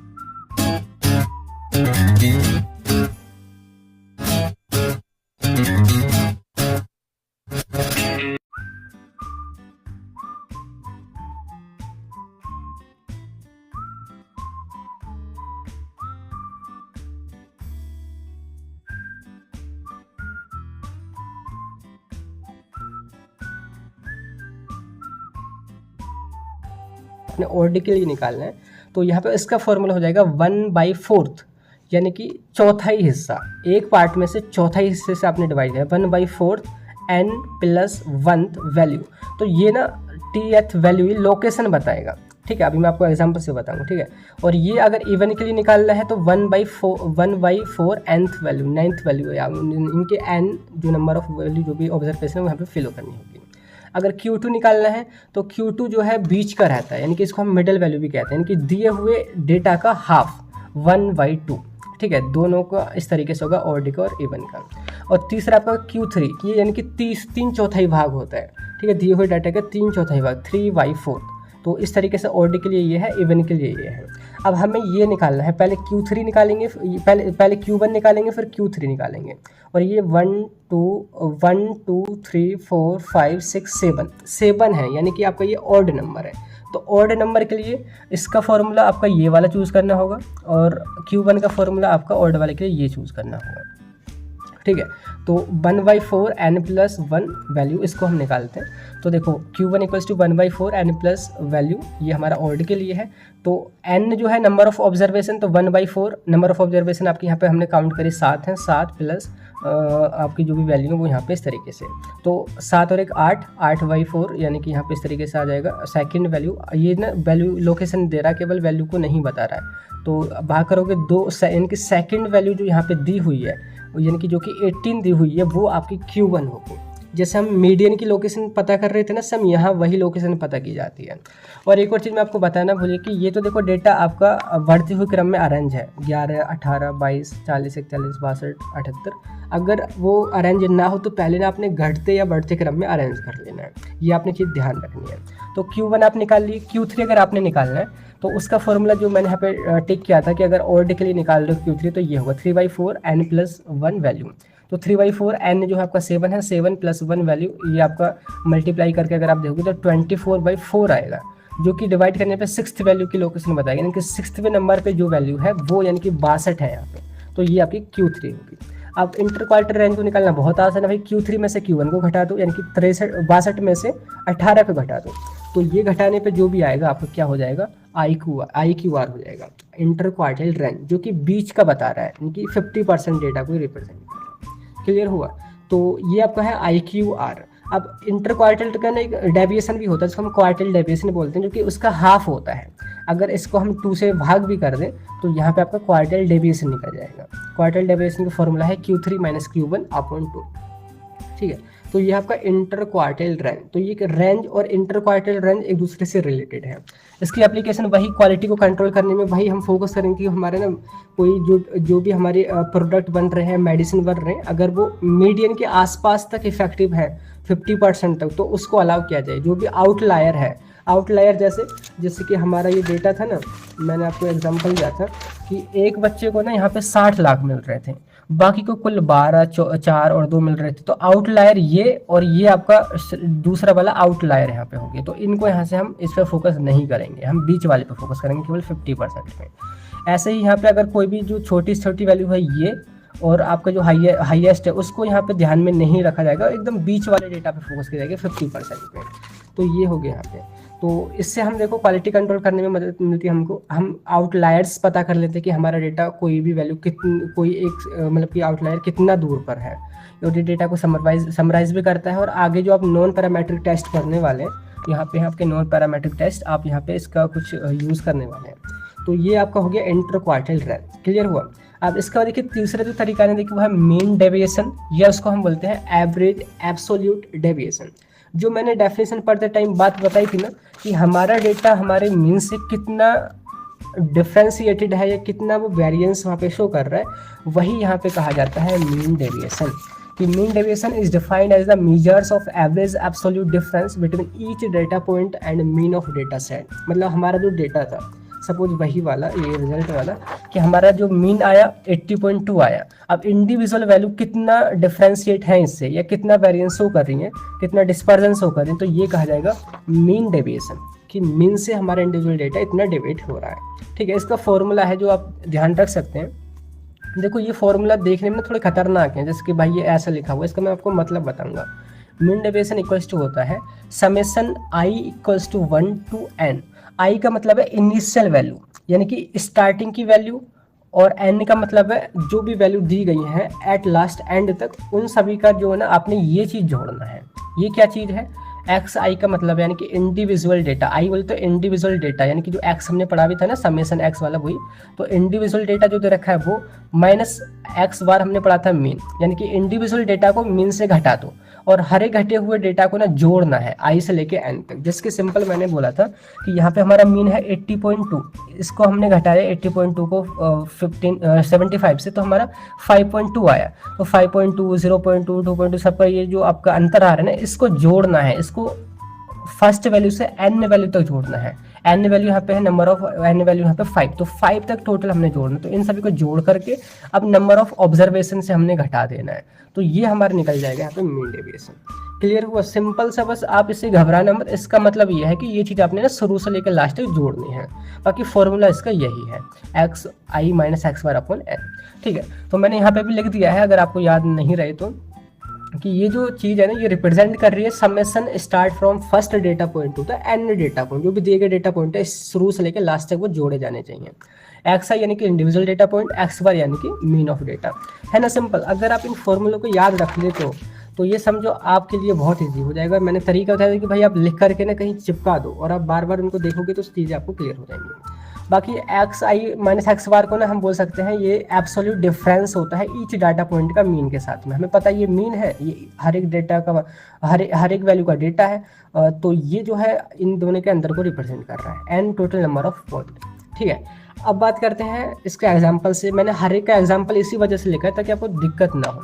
ये हमारा डेटा दे रखा है, अब आपको इसका मीन डेविएशन निकालना है। सबसे पहले मीन डेविएशन निकालने से पहले आपने मीन निकालना होगा। मीन क्या होता है? समेशन एन और समेशन एक्स अपॉन एन। तो यहाँ पे सभी को हमने जोड़ दिया और टोटल नंबर ऑफ ऑब्जर्वेशन 1 2 3 4 5 6 7 8 से डिवाइड कर दिया, तो इसका जो आया है 9 आया है। ठीक है, अब देखो हमारी मीन 9 है। अब 9 में से 6 को घटाएंगे, 9 में से 7 को घटाएंगे, 9 में से 10 को घटाएंगे, 9 में से 12 को घटाएंगे, 9 में से 13, 9 में से 4, 9 में से 8, 9 में से 12। अब आपने यहाँ पे प्लस माइनस को इग्नोर करना है। यहाँ पे आपने बिल्कुल इस चीज़ को इग्नोर करना है कि कौन सी वैल्यू प्लस में जा रही है, कौन सी माइनस में जा रही है। बस आपने उन सभी को जोड़ देना है। तो यहाँ पे अपने फॉर्मूला लगाना है वही, summation i equals to 1 to n। तो x i minus x bar upon n. X i क्या है? जैसे कि यहाँ पे 6 है पहली वैल्यू, 6 में से अब 9 को घटा दो। ठीक है, प्लस, क्योंकि यहाँ पे यही चीज इंडिकेट करे कि जो भी अंतर है सबको जोड़ते जाओ, बस घटाना फटाना छोड़ो, बस आपको ध्यान रखना है यहाँ पे जोड़ना है सारी चीज। एंड उसके बाद 7 में से 9 को घटाओ, फिर उसको जोड़ दो, 10 में से 9 को घटाओ, फिर उसको जोड़ दो, 12 में से 9 को घटाओ, फिर उसको जोड़ दो, सबको ऐसे घटा घटा के जोड़ दो। अपॉन में जो आपके नंबर ऑफ ऑब्जर्वेशन उससे डिवाइड कर दो। अब देखो 6 में से 9 जाएंगे तो माइनस के 3 आएंगे, लेकिन हमने माइनस को इग्नोर करा है। मैंने यहाँ पे लिख भी रखा है नॉट इग्नोर माइनस, माइनस को आपने यहाँ पे इग्नोर करना है। तो आपने जो भी सारा जो अंतर आया सभी को जोड़ दिया, अब उसे डिवाइड कर दिया 8 से, डिवाइड करने पे 2.75। तो आप ये बोल सकते हैं कि जो हमारा मीन है ना, मीन्स के अगर हम 2.75 कदम आगे बढ़ते हैं या इतनी वैल्यू आगे बढ़ते हैं तो आपका एक डेटा होगा, एक वैल्यू होगी, या हर एक जो वैल्यू यहाँ पे या फिर हर एक वैल्यू जो यहाँ पे दे रखी है ना, तो उसका ऑन एन एवरेज जो डिफरेंस है ना मीन से, वो 2.75 है। क्लियर? तो ये हमको क्या पता चल रहा है, ये उसका जो हमारा डेटा कितना फैला हुआ है, ये चीज़ हमको पता चल जा रही है। तो ये हो गया आपका मीन डेविएशन। अब देखिए इसके बाद इसकी एप्लीकेशन वही हो जाती है, to measure variability of data point from its mean. किसी भी डेटा का वेरिएबिलिटी पता करना या उसका डिस्पर्जन पता करना, इससे आप पता कर सकते हैं। और सेकंड है टू कंपेयर डेटा सेट्स को आप कंपेयर कर सकते हैं। यहाँ पे आप रिस्क असेसमेंट कर सकते हैं वही मेडिकल फील्ड में, कि भाई आपके कितने प्रोडक्ट डिफेक्टिव हैं, आपके एवरेज से कितने हर साल के एवरेज से डिफेक्टिव जा रहे हैं, नहीं जा रहे हैं, उस तरीके से आप यहाँ पे कर सकते हैं। बाकी क्वालिटी कंट्रोल में जैसे मैंने आपको बताया था कि एक रेंज आपको यहाँ पे मिल जा रही है कि भाई मीन के आसपास जितनी वैल्यू आपकी रहेगी ना, सपोज आपका जो डेटा वो यहाँ पे सेफ रहेगा या बोले तो स्टेबल रहेगा, आपका प्रोडक्ट वैसा ही रहना चाहिए मीन के आसपास। तो ये आपकी इसकी एप्लीकेशन हो गई। अब नेक्स्ट आपका वेरिएंस का मतलब होता है विचरण। मतलब आप समझो कि जो अभी आपने मीन डेविएशन निकाला था ना, अब उसी का ना बस स्क्वायर कर दो। जैसे कि यहाँ पे आपका फॉर्मूला था ये समेशन आई वन, ये आप इसको छोड़ो, बस इस पर फोकस करो कि ये आपका फॉर्मूला था ना, ये बस इसका स्क्वायर कर दो, स्क्वायर करके डिवाइड बाई एन कर दो, तो ये आपका वेरिएंस कहा जाता है। अब देखो ये जो है इसको हम क्या बोल रहे थे, एवरेज एब्सोल्यूट डेविएशन। एब्सोल्यूट का मतलब है जो रिसेंटली जो आपका डेटा दिया हुआ है वही चीज़ एक्चुअली में कैलकुलेट करना। लेकिन वेरिएंस जो है 2 कदम आगे चलता है, वो सोचता है कि भविष्य में सपोज करो कि इतना नहीं आके थोड़ा आगे पीछे हो जाती हैं चीज़ें, तो उसका यहाँ पे डबल लेके चलता है कि सपोज इसका अंदर डबल है तो कितना वेरिएंस होगा। समझ रहे हो? मतलब ये जो है मीन से थोड़ा 2 कदम आगे है।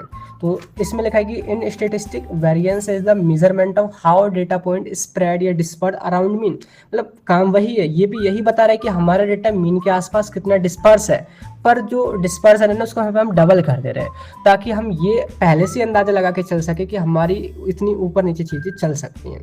क्लियर, वो आपके यहाँ पे वेरिएंस होगा। तो it calculated by taking difference between each number in the set and then mean then squaring and averaging the result. Simple यही बात लगी कि जो भी डेटा दे रखा है इंडिविजुअल डेटा, उसको मीन से घटाओ, फिर इसको स्क्वायर कर दो, फिर उसके साथ एवरेज निकाल दो। तो ये है इसका फॉर्मूला। ठीक है, इसको हम यहाँ पे सिग्मा स्क्वायर से रिप्रेजेंट कर रहे हैं क्योंकि यहाँ पे हमारा जो है आपका मीन ऑलमोस्ट यहाँ पे ना ये जो मीन डिफरेंस यहाँ पे स्क्वायर किया जा रहा है। क्लियर हुआ?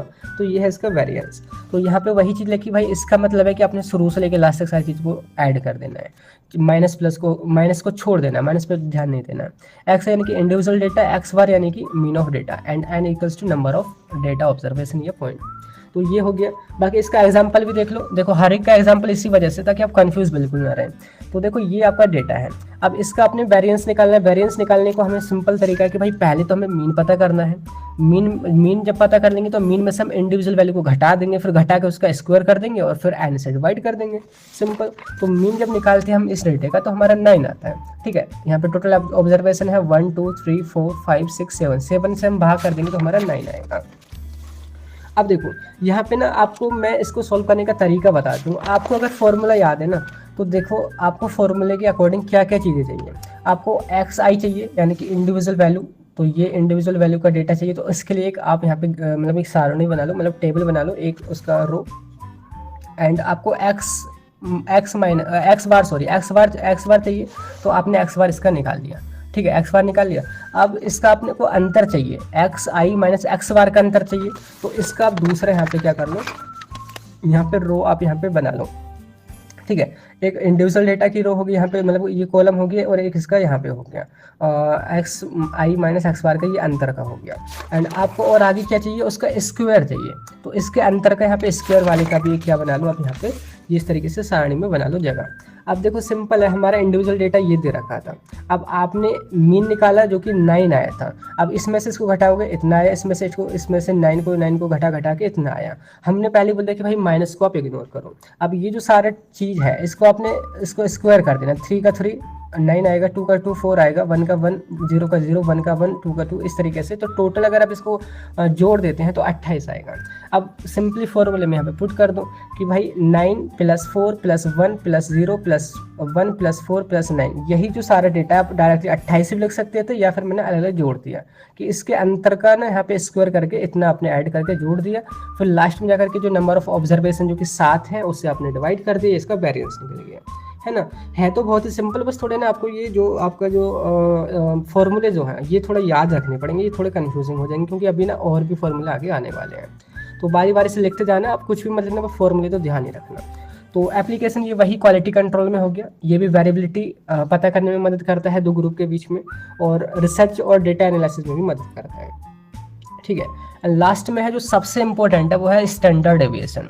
देखो स्टैंडर्ड डेविएशन को पता करना बहुत आसान है। अगर आपने ये वेरिएंस समझ लिया ना, वेरिएंस तक आपको आ गया, बस वेरिएंस का ना अंडर रूट कर दो, इसका अंडर रूट लगा दो और आपका हो जाएगा स्टैंडर्ड डेविएशन। देखो इसका मैं फॉर्मूला दिखा देता हूँ। देखो स्टैंडर्ड डेविएशन को हम सिग्मा से रिप्रेजेंट करें। सिग्मा इक्वल्स टू होता है वेरिएंस का अंडर रूट ऑफ वेरिएंस। ठीक है, तो आपका फॉर्मूला पहले ये था ना, बस अब यहाँ पे हमने अंडर रूट लगा दिया, तो ये इसका ना स्टैंडर्ड डेविएशन कहा जाएगा। देखो वेरिएंस को हम सिग्मा स्क्वायर से रिप्रेजेंट कर रहे थे, तो अगर हम स्क्वायर को हटाएंगे ना तो इस वैल्यू पर अंडर रूट आ जाएगा। ये थोड़ा मैथमेटिक्स का बेसिक है। ठीक है, तो अगर मैं आपको डिफाइन करूँ क्या है स्टैंडर्ड डेविएशन, तो standard deviation is defined as the square root of variance. Variance का जो स्क्वायर रूट होता है ना वही आपको स्टैंडर्ड डेविएशन है। इसको हम ना सिग्मा से रिप्रेजेंट करते हैं। अब इसको निकालने का तरीका क्या होगा, देखो जब फॉर्मूला आपके पास ये है तो आपको देखो सबसे पहले तो मीन निकालना होगा। मीन निकाल के मीन डेविएशन निकालना होगा। मीन डेविएशन निकाल के फिर आपने वेरिएंस निकालना होगा। वेरिएंस निकाल के उसका आपने स्क्वायर रूट यहाँ पे लगाना होगा।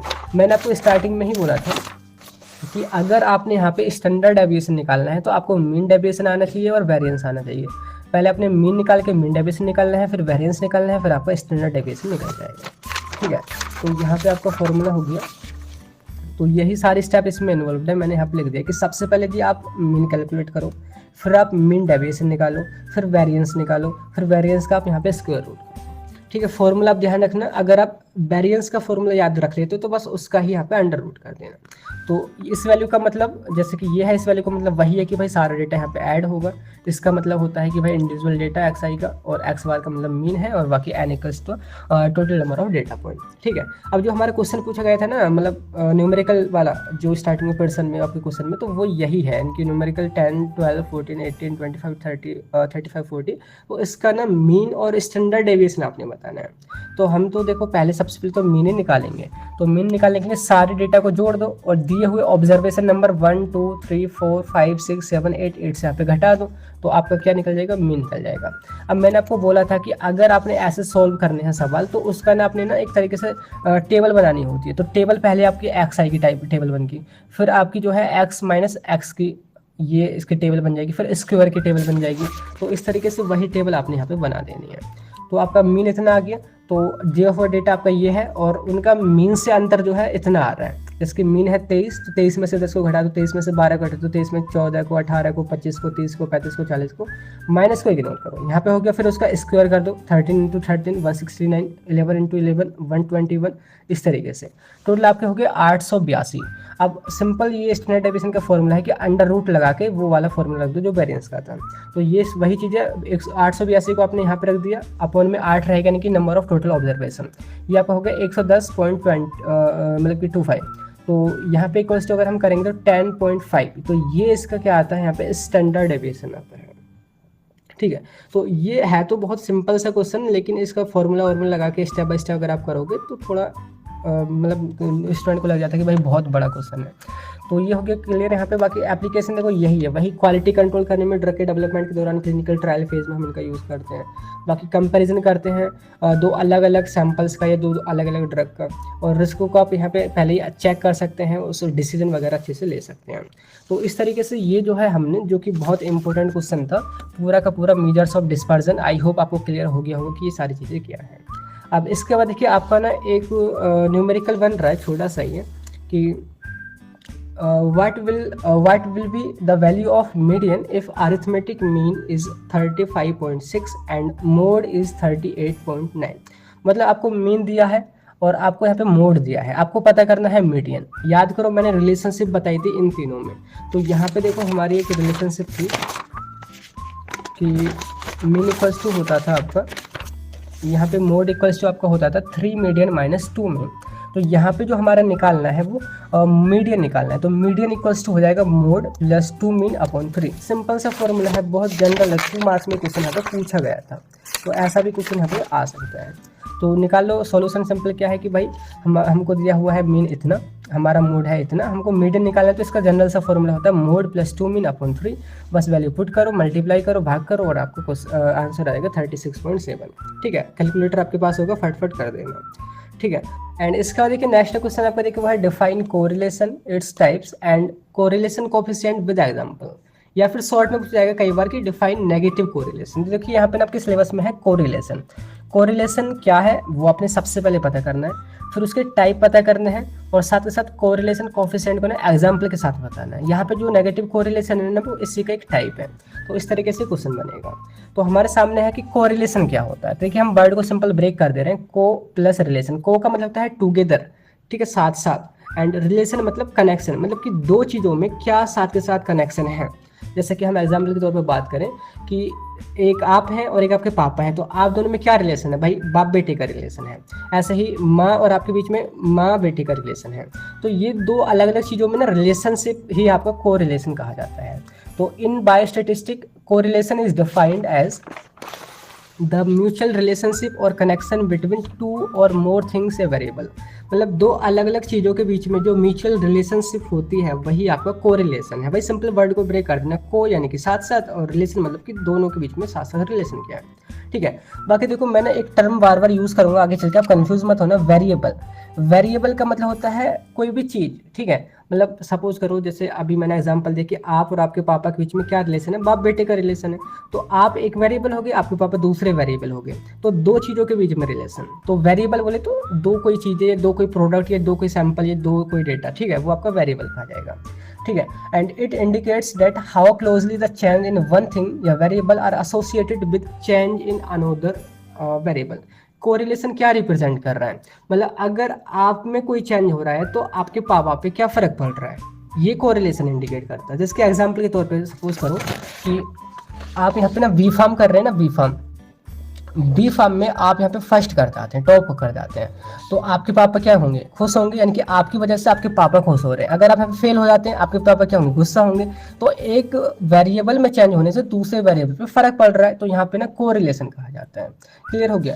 ऐसे एग्जाम्पल के तौर पर कि भाई अगर अम्मी वगैरह कभी बीमार हो जाती हैं, सपोज अम्मी बीमार हो जाती हैं और हम हैं दूसरी तरफ, तो भाई अम्मी के बीमार होने से हम पे फर्क पड़ता है, हमें भी टेंशन वगैरह होने लग जाती है। तो ये जो है एक में चेंज होने की वजह से दूसरे पे जो फर्क पड़ रहा है ना, वही कोरिलेशन कहा जाता है, ठीक है। जैसे कि एग्जांपल के तौर पे अगर हम स्टैटिस्टिक में बात करें कि देखो प्राइस अगर बढ़ता है तो डिमांड घट जाती है। प्राइस, जैसे किसी भी चीज़ का प्राइस बढ़ गया, भाई जब प्राइस ज़्यादा बढ़ जाएगा ना लोग उसको कम खरीदने लग जाते हैं, तो उसकी डिमांड कम हो जाती है। अगर प्राइस घट गया मतलब कि डिमांड बढ़ जाती है, ठीक है। दूसरा एग्जाम्पल समझो कि जैसे हाइट, जब नॉर्मली जब हम ग्रो कर रहे होते हैं हमारी हाइट बढ़ती है ना, तो साथ ही साथ वेट भी बढ़ता है, सॉरी। तो हाइट जैसे जैसे बढ़ती जाती है ना, आपका वेट भी बढ़ता जाता है, तो उनके बीच में भी कोरिलेशन है कि भाई एक के बढ़ने से दूसरा भी यहाँ पे बढ़ जाता है। तीसरा बहुत सिंपल सा एग्जांपल है, जैसे कि टेम्परेचर बढ़ जाता है ना कई बार, मतलब आजकल तो भाई बहुत अच्छा खासा बढ़ा हुआ है टेम्परेचर, गर्मी बहुत तगड़े से है। जब भी ज़्यादा गर्मी हो जाती है भाई आइसक्रीम की सेल बढ़ जाती है। तो ये एक दूसरे से कोरिलेटेड है, जैसे कि मैंने यहाँ पे बहुत अच्छे से दिखा रखा है कि जितना ज़्यादा हॉट वेदर होगा और उतनी ही ज़्यादा आइसक्रीम की सेल होगी। तो इनके बीच में ना कोरिलेशन है कि इसमें चेंज होने से ना इस पे फर्क पड़ रहा है। अगर वहीं ठंड होगी आइसक्रीम की सेल घट जाएगी, है ना कोरिलेशन। तो इसको बहुत ईजिली यहाँ से आप समझ सकते हैं। बाकी आपका है स्मोकिंग और कैंसर के बीच में, लंग कैंसर के बीच में, कि अगर आप ज़्यादा स्मोकिंग करेंगे ना तो लंग कैंसर के उतने ही ज़्यादा चांसेस होंगे। तो यहाँ पे ये होगी आपके एग्जाम्पल की कोरिलेशन क्या है और एक में चेंज होने से दूसरे पे कैसे फर्क पड़ता है, ठीक है। अब बात करते हैं कोरिलेशन के टाइप। तो कोरिलेशन को ना 3 बेसिस पे यहाँ पे क्लासिफाई किया गया है। पहला है on the basis of direction. Direction बोले तो मतलब किस तरफ चेंज हो रहा है। अभी मैं आपको एग्जांपल से बताऊंगा। तो ये होता है पॉजिटिव कोरिलेशन, एक है नेगेटिव कोरिलेशन। देखो नेगेटिव वाला यहीं से पूछा गया था शॉर्ट में सॉरी, तो गला भी खराब होने लग गया है बहुत टाइम से। तो ये है आपका नेगेटिव कोरिलेशन। सेकंड जो यहाँ पे क्लासिफिकेशन किया गया है ना, वो किया गया है कि कितने वेरिएबल हैं, मतलब दो चीज़ों के बीच में हम देख रहे हैं कोरिलेशन, या दो से ज़्यादा के बीच में, या फिर कितने के बीच में। तो उसके बेसिस पर है सिंपल कोरिलेशन, मल्टीपल कोरिलेशन और पार्शियल कोरिलेशन। लास्ट में है on the basis of ratio of change direction, मतलब कि जो चेंज जो हो रहा है ना, एक में चेंज होने से दूसरे पे जो फर्क पड़ रहा है वो कितना फर्क पड़ रहा है, वो कॉन्स्टेंटली फर्क पड़ रहा है बराबर बराबर बराबर हर बार, या ऊपर नीचे होता जाता है, यानी कि लीनियर कोरिलेशन और नॉन लीनियर कोरिलेशन। इनको हम यहाँ पे समझेंगे। पहला है on the basis of direction. देखो correlation can be classified into 2 group, 2 type में इनको आप क्लासिफाई कर सकते हैं इस विषय से। एक पॉजिटिव कोरिलेशन। पॉजिटिव को कहने का मतलब है कि जब एक चीज़ बढ़ती है तो दूसरी भी उसके रेस्पेक्ट में बढ़ती जाती है। एग्जाम्पल देखो, अगर आप स्मोकिंग करते हैं तो स्मोकिंग करने से भाई लंग कैंसर के चांसेस बढ़ रहे हैं, तो इन दोनों में कोरिलेशन तो है, वो एक ही तरफ को बढ़ रहे हैं, ये बढ़ रहा है तो ये भी बढ़ रहा है। एग्जाम्पल वही, जब हॉट वेदर होता है जितनी ज़्यादा गर्मी बढ़ती जाती है उतनी ही आइसक्रीम की सेल बढ़ती जाती है, जितनी गर्मी कम होती जाती है उतनी ही आइसक्रीम की सेल कम भी होती जाती है। तो ये जो है एक ही तरफ को बढ़ते हैं या एक ही तरफ को घटते हैं, दोनों एक ही डायरेक्शन में, तो ये आपका पॉजिटिव कोरिलेशन हो गया, ठीक है। तो लिखा है कि when 2 variable very in same direction, जब वो सेम ही डायरेक्शन में वेरी करते हैं साथ साथ, या तो घटेंगे एक साथ या कम होंगे एक साथ, तो वो आपका यहाँ पे पॉजिटिव कोरिलेशन है। एग्जाम्पल आपको यहाँ पे समझ आ गया होगा। अब नेगेटिव भी आपको समझ आ गया होगा भाई, जस्ट अपोजिट हो जाएगा। बाकी देखो यहाँ पे डेटा मैंने शो कर रखा है, ये एक एक्स डेटा है, एक्स इसको हम वेरिएबल कहेंगे, एक्स वेरिएबल वाई वेरिएबल। देखो अगर एक्स बढ़ रहा है, यहाँ पे 10 है तो यहाँ पे 30, यहाँ पे 20 हुआ तो यहाँ पे भी 60 हुआ, यहाँ पे 30 हुआ तो यहाँ पे भी 90 हुआ, यहाँ पे 40 हुआ तो यहाँ पे भी इतना हुआ, यहाँ पे इतना हुआ, यहाँ पे इतना हुआ, यहाँ पे इतना हुआ, यहाँ पे इतना हुआ। मतलब एक के बढ़ने से दूसरा भी बढ़ रहा है, ठीक है। अब यहाँ पे देखोगे कि एक के घटने से दूसरा भी घट रहा है, सेम डायरेक्शन में हो रहा है, तो इसको हम बोलते हैं पॉजिटिव। यहाँ पे 50 था तो 100 है, अगर यहाँ पे कम हुआ तो यहाँ भी कम हुआ, यहाँ कम हुआ तो यहाँ भी कम हुआ। तो इस तरीके से ये जो है आपका पॉजिटिव कोरिलेशन है, ठीक है, सेम डायरेक्शन में होना चाहिए। सेकंड आपका नेगेटिव कोरिलेशन, जब एक घटता है तो दूसरा बढ़ जाता है, ये आपका नेगेटिव कोरिलेशन, जैसे कि अगर डिमांड बढ़ जाती है तो भाई प्राइस कम होगा तभी डिमांड बढ़ेगी। जैसे कि सिंपल एग्जाम्पल कि अगर प्राइस बढ़ा किसी भी चीज़ का तो डिमांड वहाँ पे कम हो जाएगी। ठीक है, अब जैसे कि सिंपल सी बात करें कि भाई अगर किसी भी प्रोडक्ट का अगर प्राइस हमें बढ़ रहा है, ऑब्वियस सी बात है उसकी डिमांड लोग भाई कम ही खरीदेंगे। तो ये यहाँ पे इस तरीके से ना नेगेटिव कोरिलेशन को इंडिकेट कर रहा है। अगर एक घटेगा तो दूसरा बढ़ेगा, जब दूसरा बढ़ेगा तो पहला वाला घटेगा। तो लिखा है कि व्हेन टू वेरिएबल वेरी या डेविएट इनटू अपोजिट डायरेक्शन, जब वो दोनों अपोजिट डायरेक्शन में वेरी करते हैं तो वही आपका यहाँ पे नेगेटिव कोरिलेशन कहा जाता है। In this correlation if one variable increase so another decrease, देखो वेरिएबल टर्म यूज कर दी ना मैंने कि जब एक वेरिएबल घटता है तो दूसरा बढ़ जाता है, या दूसरा बढ़ता है तो पहला वाला घट जाता है। तो यहाँ पे दिखा रखा है, देखो यहाँ पे प्राइस है, यहाँ पे डिमांड है। पहले प्राइस 100 था तो डिमांड थी 28 जने चीज को खरीद रहे थे। जब प्राइस बढ़ा तो भाई और कम हो गए, यहाँ पे प्राइस और बढ़ा तो और कम लोग खरीद रहे हैं, यहाँ पे बढ़ा और कम खरीद रहे हैं। 500 के रुपए का हुआ तो भाई और कम खरीद रहे हैं, यहाँ पे इतने का हुआ तो और कम खरीद रहे हैं। तो जैसे जैसे प्राइस बढ़ रहा है डिमांड ऐसे ही कम होती जा रही है, ऐसे ही प्राइस अगर कम होता जाएगा तो डिमांड यहाँ पे उल्टी बढ़ती चली जाएगी। ये आपका नेगेटिव कोरिलेशन। तो यह है डायरेक्शन के बेसिस पर। सेकंड आपका on the basis of variable, यहाँ पे वेरिएबल कितने हैं, यहाँ पे किन किन चीज़ों, देखो वेरिएबल का मतलब था कितनी थिंग्स हैं, कितनी चीज़ों के बीच में यहाँ पे आप कंपैरिजन या बोले तो कोरिलेशन कर रहे हैं। तो सिंपल कोरिलेशन जो होता है वो दो ही चीज़ों के बीच में होता है। तो लिखा है कि when we study the relation between two variable, जब हम किन्हीं दो ही चीज़ों के बीच में अगर रिलेशन की स्टडी करते हैं ना तो वो आपका सिंपल कोरिलेशन है। जैसे कि relationship between rainfall and plant growth, मतलब कितनी बारिश होने से कितना ग्रोथ हो जाती है प्लांट की, ये उन दोनों के बीच में कोरिलेशन है, जो कि सिंपल कोरिलेशन है क्योंकि हम दो ही चीज़ों को यहाँ पे जो है कोरिलेट कर रहे हैं। दूसरा कि आप कितनी स्टडी करेंगे कि आपके कितने ज़्यादा नंबर आपके एग्जाम में आ जाए। तो यहाँ पे भी दो ही आपके वेरिएबल हैं, स्टडी और एग्जाम स्कोर। ठीक है, दूसरा आपका मल्टीपल कोरिलेशन, यानी कि जब तीन या फिर तीन से ज़्यादा जब आप जो भी आपके फैक्टर हैं, ये जो भी आपके वेरिएबल हैं, तब उनके बीच में कोरिलेशन देखते हैं तो आपका मल्टीपल कोरिलेशन कहा जाता है।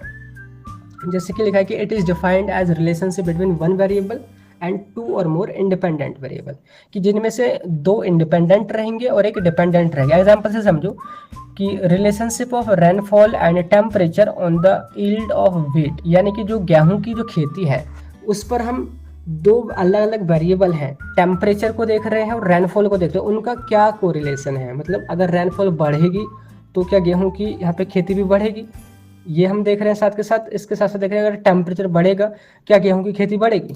तो यहाँ पे हम दो से ज़्यादा ये सारे जो वेरिएबल हैं उनको कोरिलेट कर रहे हैं। ठीक है, अब तीसरा एग्जांपल समझो, इसमें एग्जांपल समझो कि relationship of smoking and pollution with lung cancer. पहले हम देख रहे थे कि स्मोकिंग ज़्यादा कर रहे थे तो लंग कैंसर भी बढ़ रहा था, वो आपका सिंपल कोरिलेशन था। लेकिन अब हम यहाँ पे देख रहे हैं तो देख रहे हैं दो के साथ, तीनों के साथ में कि स्मोकिंग भी बढ़ रही है और आपका यहाँ पे पॉल्यूशन भी बढ़ रहा है, तो तब लंग्स कैंसर पे क्या फर्क पड़ रहा है। तो यहाँ पे आप तीन से ज़्यादा आप यहाँ पे क्या कर रहे हैं, वेरिएबल्स के बीच में कोरिलेशन देख रहे हैं। तो ये आपका मल्टीपल कोरिलेशन। थर्ड आपका पार्शियल कोरिलेशन। पार्शियल का मतलब होता है आधा या अधूरा, आप ऐसे भी याद रख सकते हैं। तो ये जो कोरिलेशन होता है ना वो तीन जनों के बीच में होता है। ठीक है, तीन वेरिएबल के बीच में, पर उनमें से एक वेरिएबल को हम कांस्टेंट मान देते हैं। जैसे लिखा है कि it is defined as relationship between three variable by keeping one variable constant, एक को हम इनमें कांस्टेंट कर देते हैं।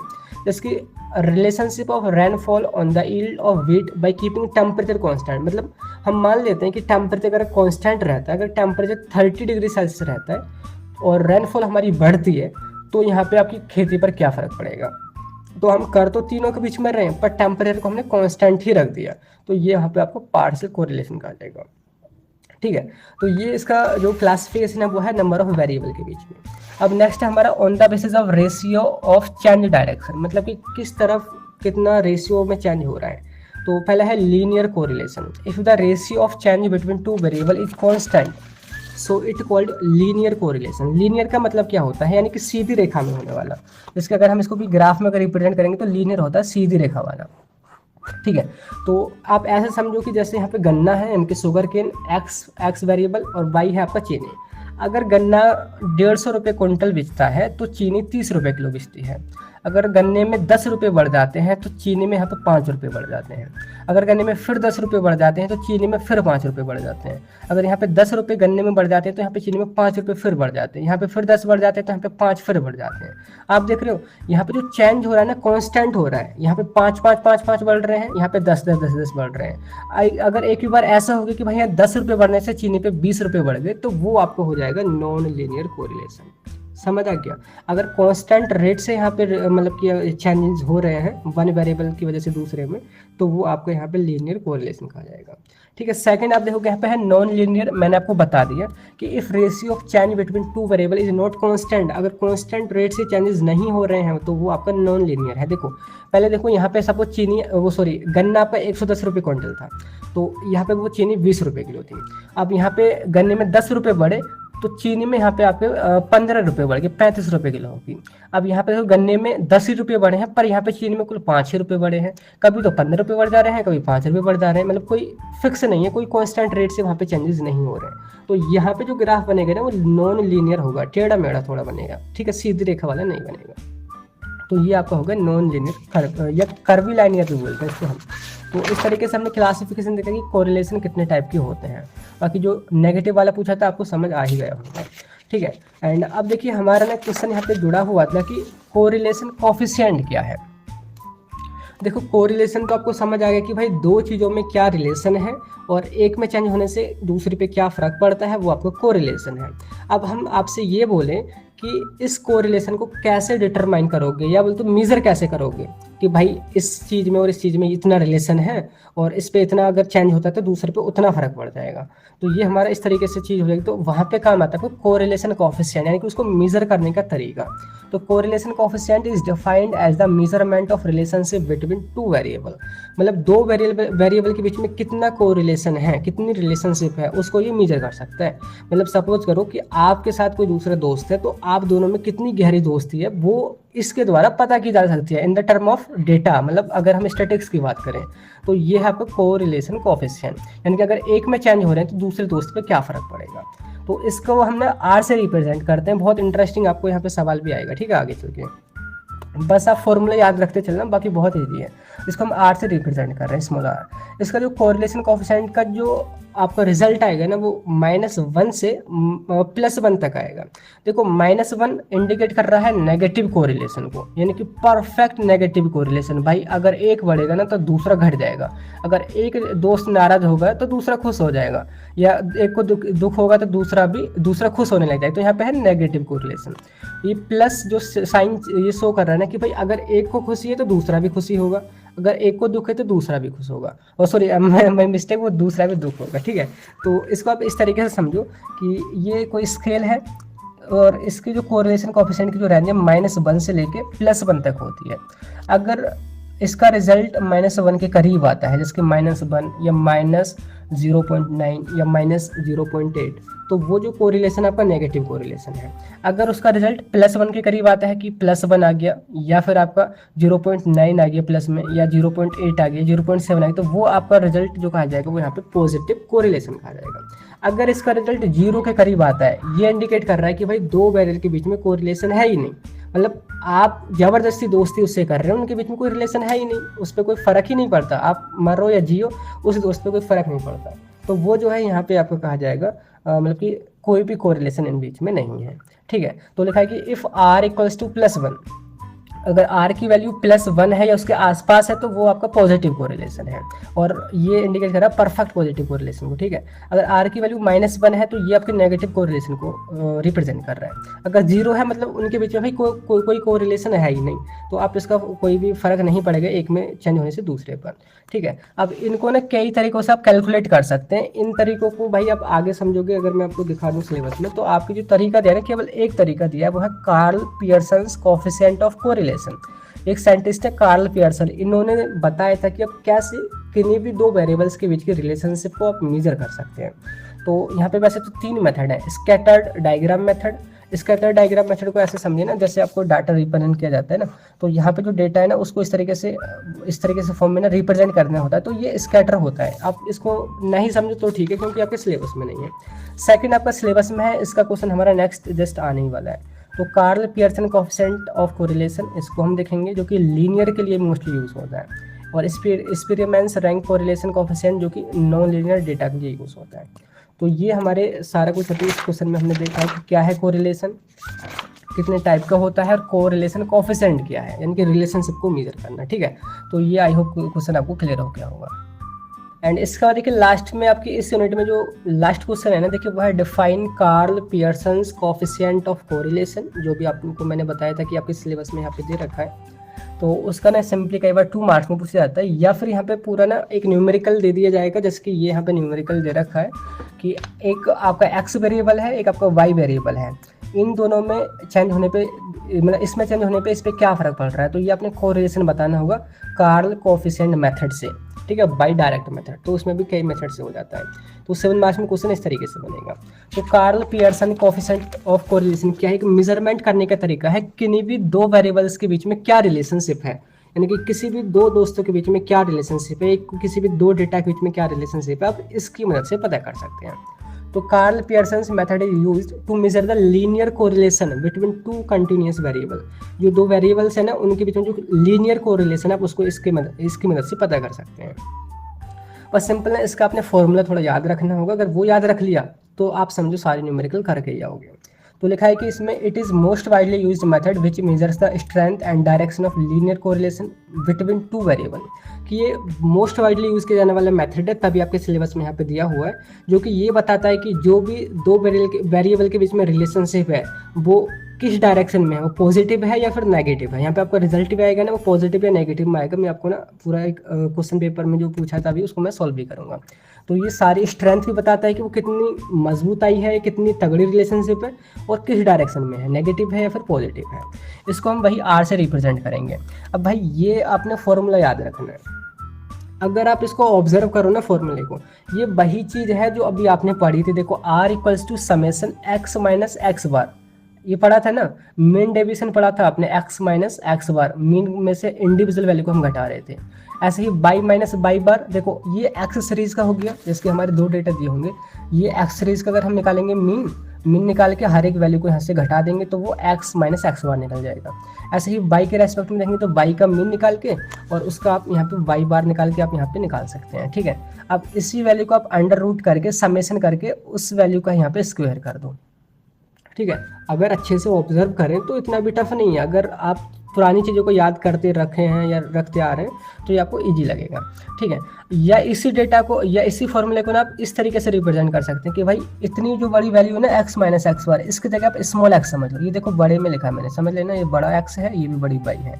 अगर इसकी जगह हम स्मॉल एक्स रख दें और इसकी जगह हम स्मॉल वाई रख दें तो इसका हमारा फॉर्मूला हो जाएगा summation small x into small Y, ठीक है। तो इसकी जगह भी क्या हो जाएगा, समीशन स्मॉल एक्स का स्क्वायर समीशन स्मॉल वाई का स्क्वायर, ये इस तरीके से, क्लियर। तो यही जो है आपका डायरेक्ट मेथड, डायरेक्ट यानी कि डायरेक्टली जो दिए हुए आपके मान हैं उनसे आप इसको निकाल सकते हैं। यहाँ पे एक्स एंड वाई आपके वेरिएबल है। मैंने बता दिया ना, वेरिएबल क्या होते हैं, 2 अलग अलग चीजें जिनमें भी आप कोरिलेशन ढूंढ रहे हैं। एक्स बार यहाँ पे मीन है एक्स वेरिएबल का, बाई बार यहाँ पे बाई वेरिएबल का मीन है। एंड स्मॉल एक्स को हमने क्या रिप्रेजेंट किया, स्मॉल एक्स की जगह सॉरी एक्स माइनस एक्स बार की जगह हमने स्मॉल एक्स रखा, यानी कि एक्स माइनस एक्स बार की जगह हमने स्मॉल एक्स रखा। तो ये हमारा है मीन डेविएशन एक्स सीरीज का। ये बाई स्मॉल बाई रहा यहाँ पे हमारा mean deviation for by series का, ठीक है। तो ये फॉर्मूला आप ध्यान रख लो, यहीं पे क्वेश्चन पूछा जाएगा अगर आएगा क्वेश्चन यहाँ से, ठीक है। बाकी अगर मैं आपको बताऊँ तो इसका एक सेकंड फॉर्मूला भी है जो कि आपने एक बार मतलब याद बेशक मत रखो, पर यहाँ पे आप ध्यान थोड़ा रख सकते हैं कि भाई दूसरा भी तरीके से आप इसको मेजर कर सकते हैं, जो कि आपका स्टेप डेविएशन मेथड। ये थोड़ा ना लंबा है और इसकी वजह से ये क्वेश्चन में पूछा भी नहीं जाता। तो यहाँ पे इसका फॉर्मूला है r equals to n into summation small x into y minus summation small x into y upon under root में यहाँ पे n into summation x square minus summation x का whole square into n minus summation y square minus whole y का summation y का whole square. तो यहाँ पे ये फॉर्मूला बेशक याद न रखो, पर ये वाला आप ध्यान रख लो, ठीक है, कि भाई आर इक्वल्स टू या तो छोटा वाला ध्यान रख लो और इसका मतलब ध्यान रखो कि एक्स कहाँ से आया है, स्मॉल वाई कहाँ से आया है। तो ये आप यहाँ पे फोकस कर लो। अगर ये आपने पता कर लिया मतलब कि आप आगे आने वाले क्वेश्चन को इजीली सॉल्व कर लोगे। तो वही चीज़ मैंने लिख दी कि भाई एन वहाँ पे नंबर ऑफ डेटा पॉइंट है, एक्स का मतलब वो है, वाई का मतलब वो है। एंड अब देखिए हम यहाँ पे इस न्यूमेरिकल को सॉल्व करते हैं। बस आपने ना ये वाला फॉर्मूला याद रख लेना है, इस फॉर्मूले की मदद से ही ये सारा कुछ यहाँ पे सॉल्व होने वाला है। यहाँ पे देखो हमें ना दो वेरिएबल दे रखे हैं, दो वस्तुएं, दो चीज़ें हमें दे रखी हैं जिनका यहाँ पे इस तरीके से मान है, x का इतना, y का इतना। देखो आपको मैं थोड़ा इंडिकेट करूँ कि देखो यहाँ पे 2 है तो यहाँ पे 4 है, यहाँ पे 3 है तो यहाँ पे 7 है, यहाँ पे 4 है तो यहाँ पे 8 है। मतलब अगर ये बढ़ रहा है ना तो ये भी बढ़ रहा है, मतलब यहाँ पे आपको ये तो अंदाजा लगे कि यहाँ पे पॉजिटिव कोरिलेशन है। अभी कितना कोरिलेशन है वो निकालने के लिए तो अपने फॉर्मूला यहाँ पे अप्लाई करना होगा। फॉर्मूला है आपका r इक्वल्स टू समीशन, वही वाला जो मैंने आपको दिखाया था, इनमें से ये आपको कोई भी फॉर्मूला यहाँ पे यूज़ कर सकते हैं। बाकी यहाँ पे हमें सबसे पहले क्या ज़रूरत पड़ेगी, यहाँ पे हमें मीन निकालना होगा x सीरीज़ का, फिर मीन निकालना होगा y सीरीज़ का, फिर उन दोनों का अंतर निकालना है, अंतर निकाल के उनको स्क्वायर कर देना है।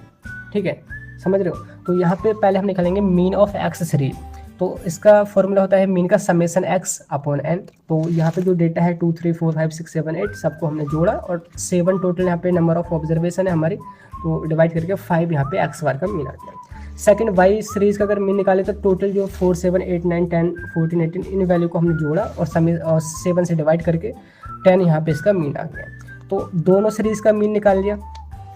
अब हम क्या करेंगे, मीन में से इंडिविजुअल वैल्यू को घटाएंगे, यानी कि जैसे कि 5 में से 2 को घटाएंगे।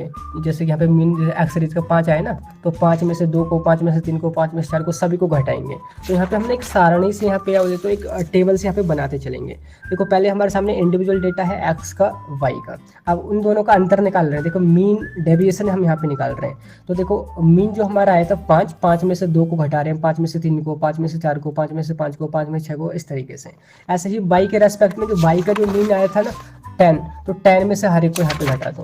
तो अगर आपने y का निकालना है, y माइनस y बार को, तो यहाँ पे देखो y को हटा दो। 10 में से 4 गए तो यहाँ पे 6 बचे, 10 में से 7 इतने, 8 गए तो इतने, 9 गए तो इतने, माइनस को यहाँ पे बस इग्नोर करो। ठीक है, मैंने आपको ये भी बोल दिया था कि अगर हम इस वैल्यू की जगह स्मॉल x रख दें और इस वैल्यू की जगह स्मॉल y रख दें तो थोड़ी ईजी और हो जाएगा आपका फॉर्मूला। तो हमने वही लिख दिया है, इसकी जगह x, इसकी जगह y। ठीक है, अब देखो हमें आगे क्या चाहिए, हमें x की वैल्यू पता चलेगी, हमें y की वैल्यू पता चलेगी। तो यहाँ पे हमारी मल्टीप्लाई करके दे रखी है वैल्यू, तो हम इसके मल्टीप्लिकेशन को भी कैलकुलेट कर लेते हैं कि भाई जब x की y से मल्टीप्लिकेशन कर देते हैं तो कितना आएगा। तो यहाँ पे देखो x और y, x की वैल्यू आई हमारी इतनी और y की आई इतनी, तो इनको हम मल्टीप्लाई करेंगे तो 6 18, 3 दूनी 6, 1 दूनी 2, 0 0 1 0। तो इस तरीके से इसका x y की वैल्यू यहाँ पे आ गई मल्टीप्लिकेशन में। अब देखो हमारे डेटा में क्या पूछा है, यहाँ पे फॉर्मूले में x स्क्वायर चाहिए और y स्क्वायर भी चाहिए। तो सिंपल क्या है, यहाँ पे x का मान हमें निकला हुआ है भाई, x का 3 आया था, 2 आया था, 1 आया था। अब इसका स्क्वायर कर दो, जैसे कि 3 3 9, 2 दूनी 4, 1 का 1, 0 का 0। ऐसे ही y का 6 6 36, 3 3 9, इस तरीके से सारा स्क्वायर यहाँ पे आपने निकाल दिया। सभी को जोड़ दोगे तो यहाँ पे समेशन लगा दोगे, समेशन y स्क्वायर इतना, समेशन x स्क्वायर इतना, समेशन x इंटू वाई इतना। अब फॉर्मूला लगा दो कोरिलेशन कोएफिशिएंट का। फॉर्मूला था आपका small r equals to summation small x into Y upon summation x square under root में आपका y स्क्वायर समेशन में। ठीक है, तो आप समेशन एक्स वाई का मान कितना है 58 यहाँ लिख दिया। एक्स स्क्वायर अंडर रूट वाला मतलब समेशन एक्स स्क्वायर का मान है 28, तो अंडर रूट में 28। यहाँ पे इसका वाई स्क्वायर का 130 है, तो यहाँ पे आपका 103। आप क्या करना है, सिंपली 58 और इसको आपने मल्टीप्लाई कर देना है, 3640 आएगा। कैलकुलेटर आपके साथ रहेगा, डोंट वरी। बस आपने यहाँ पे इसका अंडर रूट निकालना है मान, तो आपका 60.3 आएगा। ऊपर 58 है, 58 के बाद जो कोरिलेशन आएगा वो r इक्वल्स टू प्लस 0.96 आएगा। क्या समझे?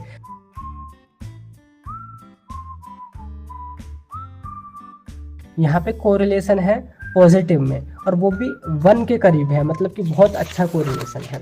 मैंने यहाँ पे पिछले क्वेश्चन में समझाया था ना कि अगर +1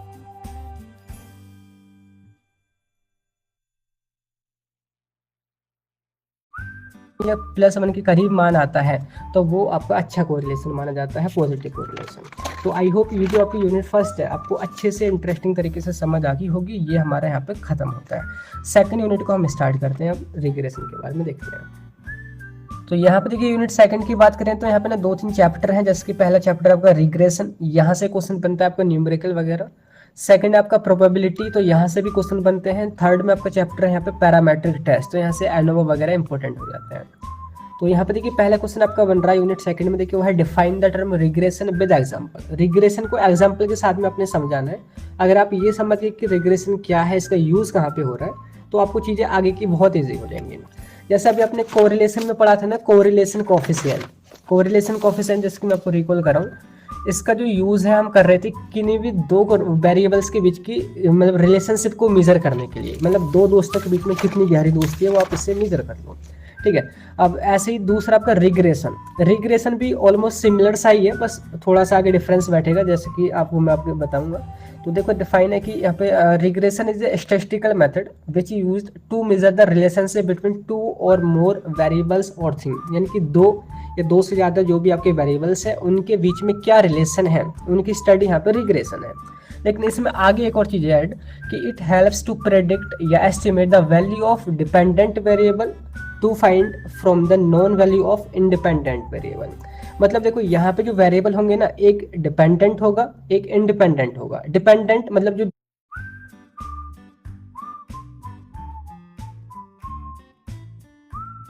दूसरे पे डिपेंड है, इंडिपेंडेंट जो एकदम स्वतंत्र है, जो किसी पे डिपेंड नहीं है।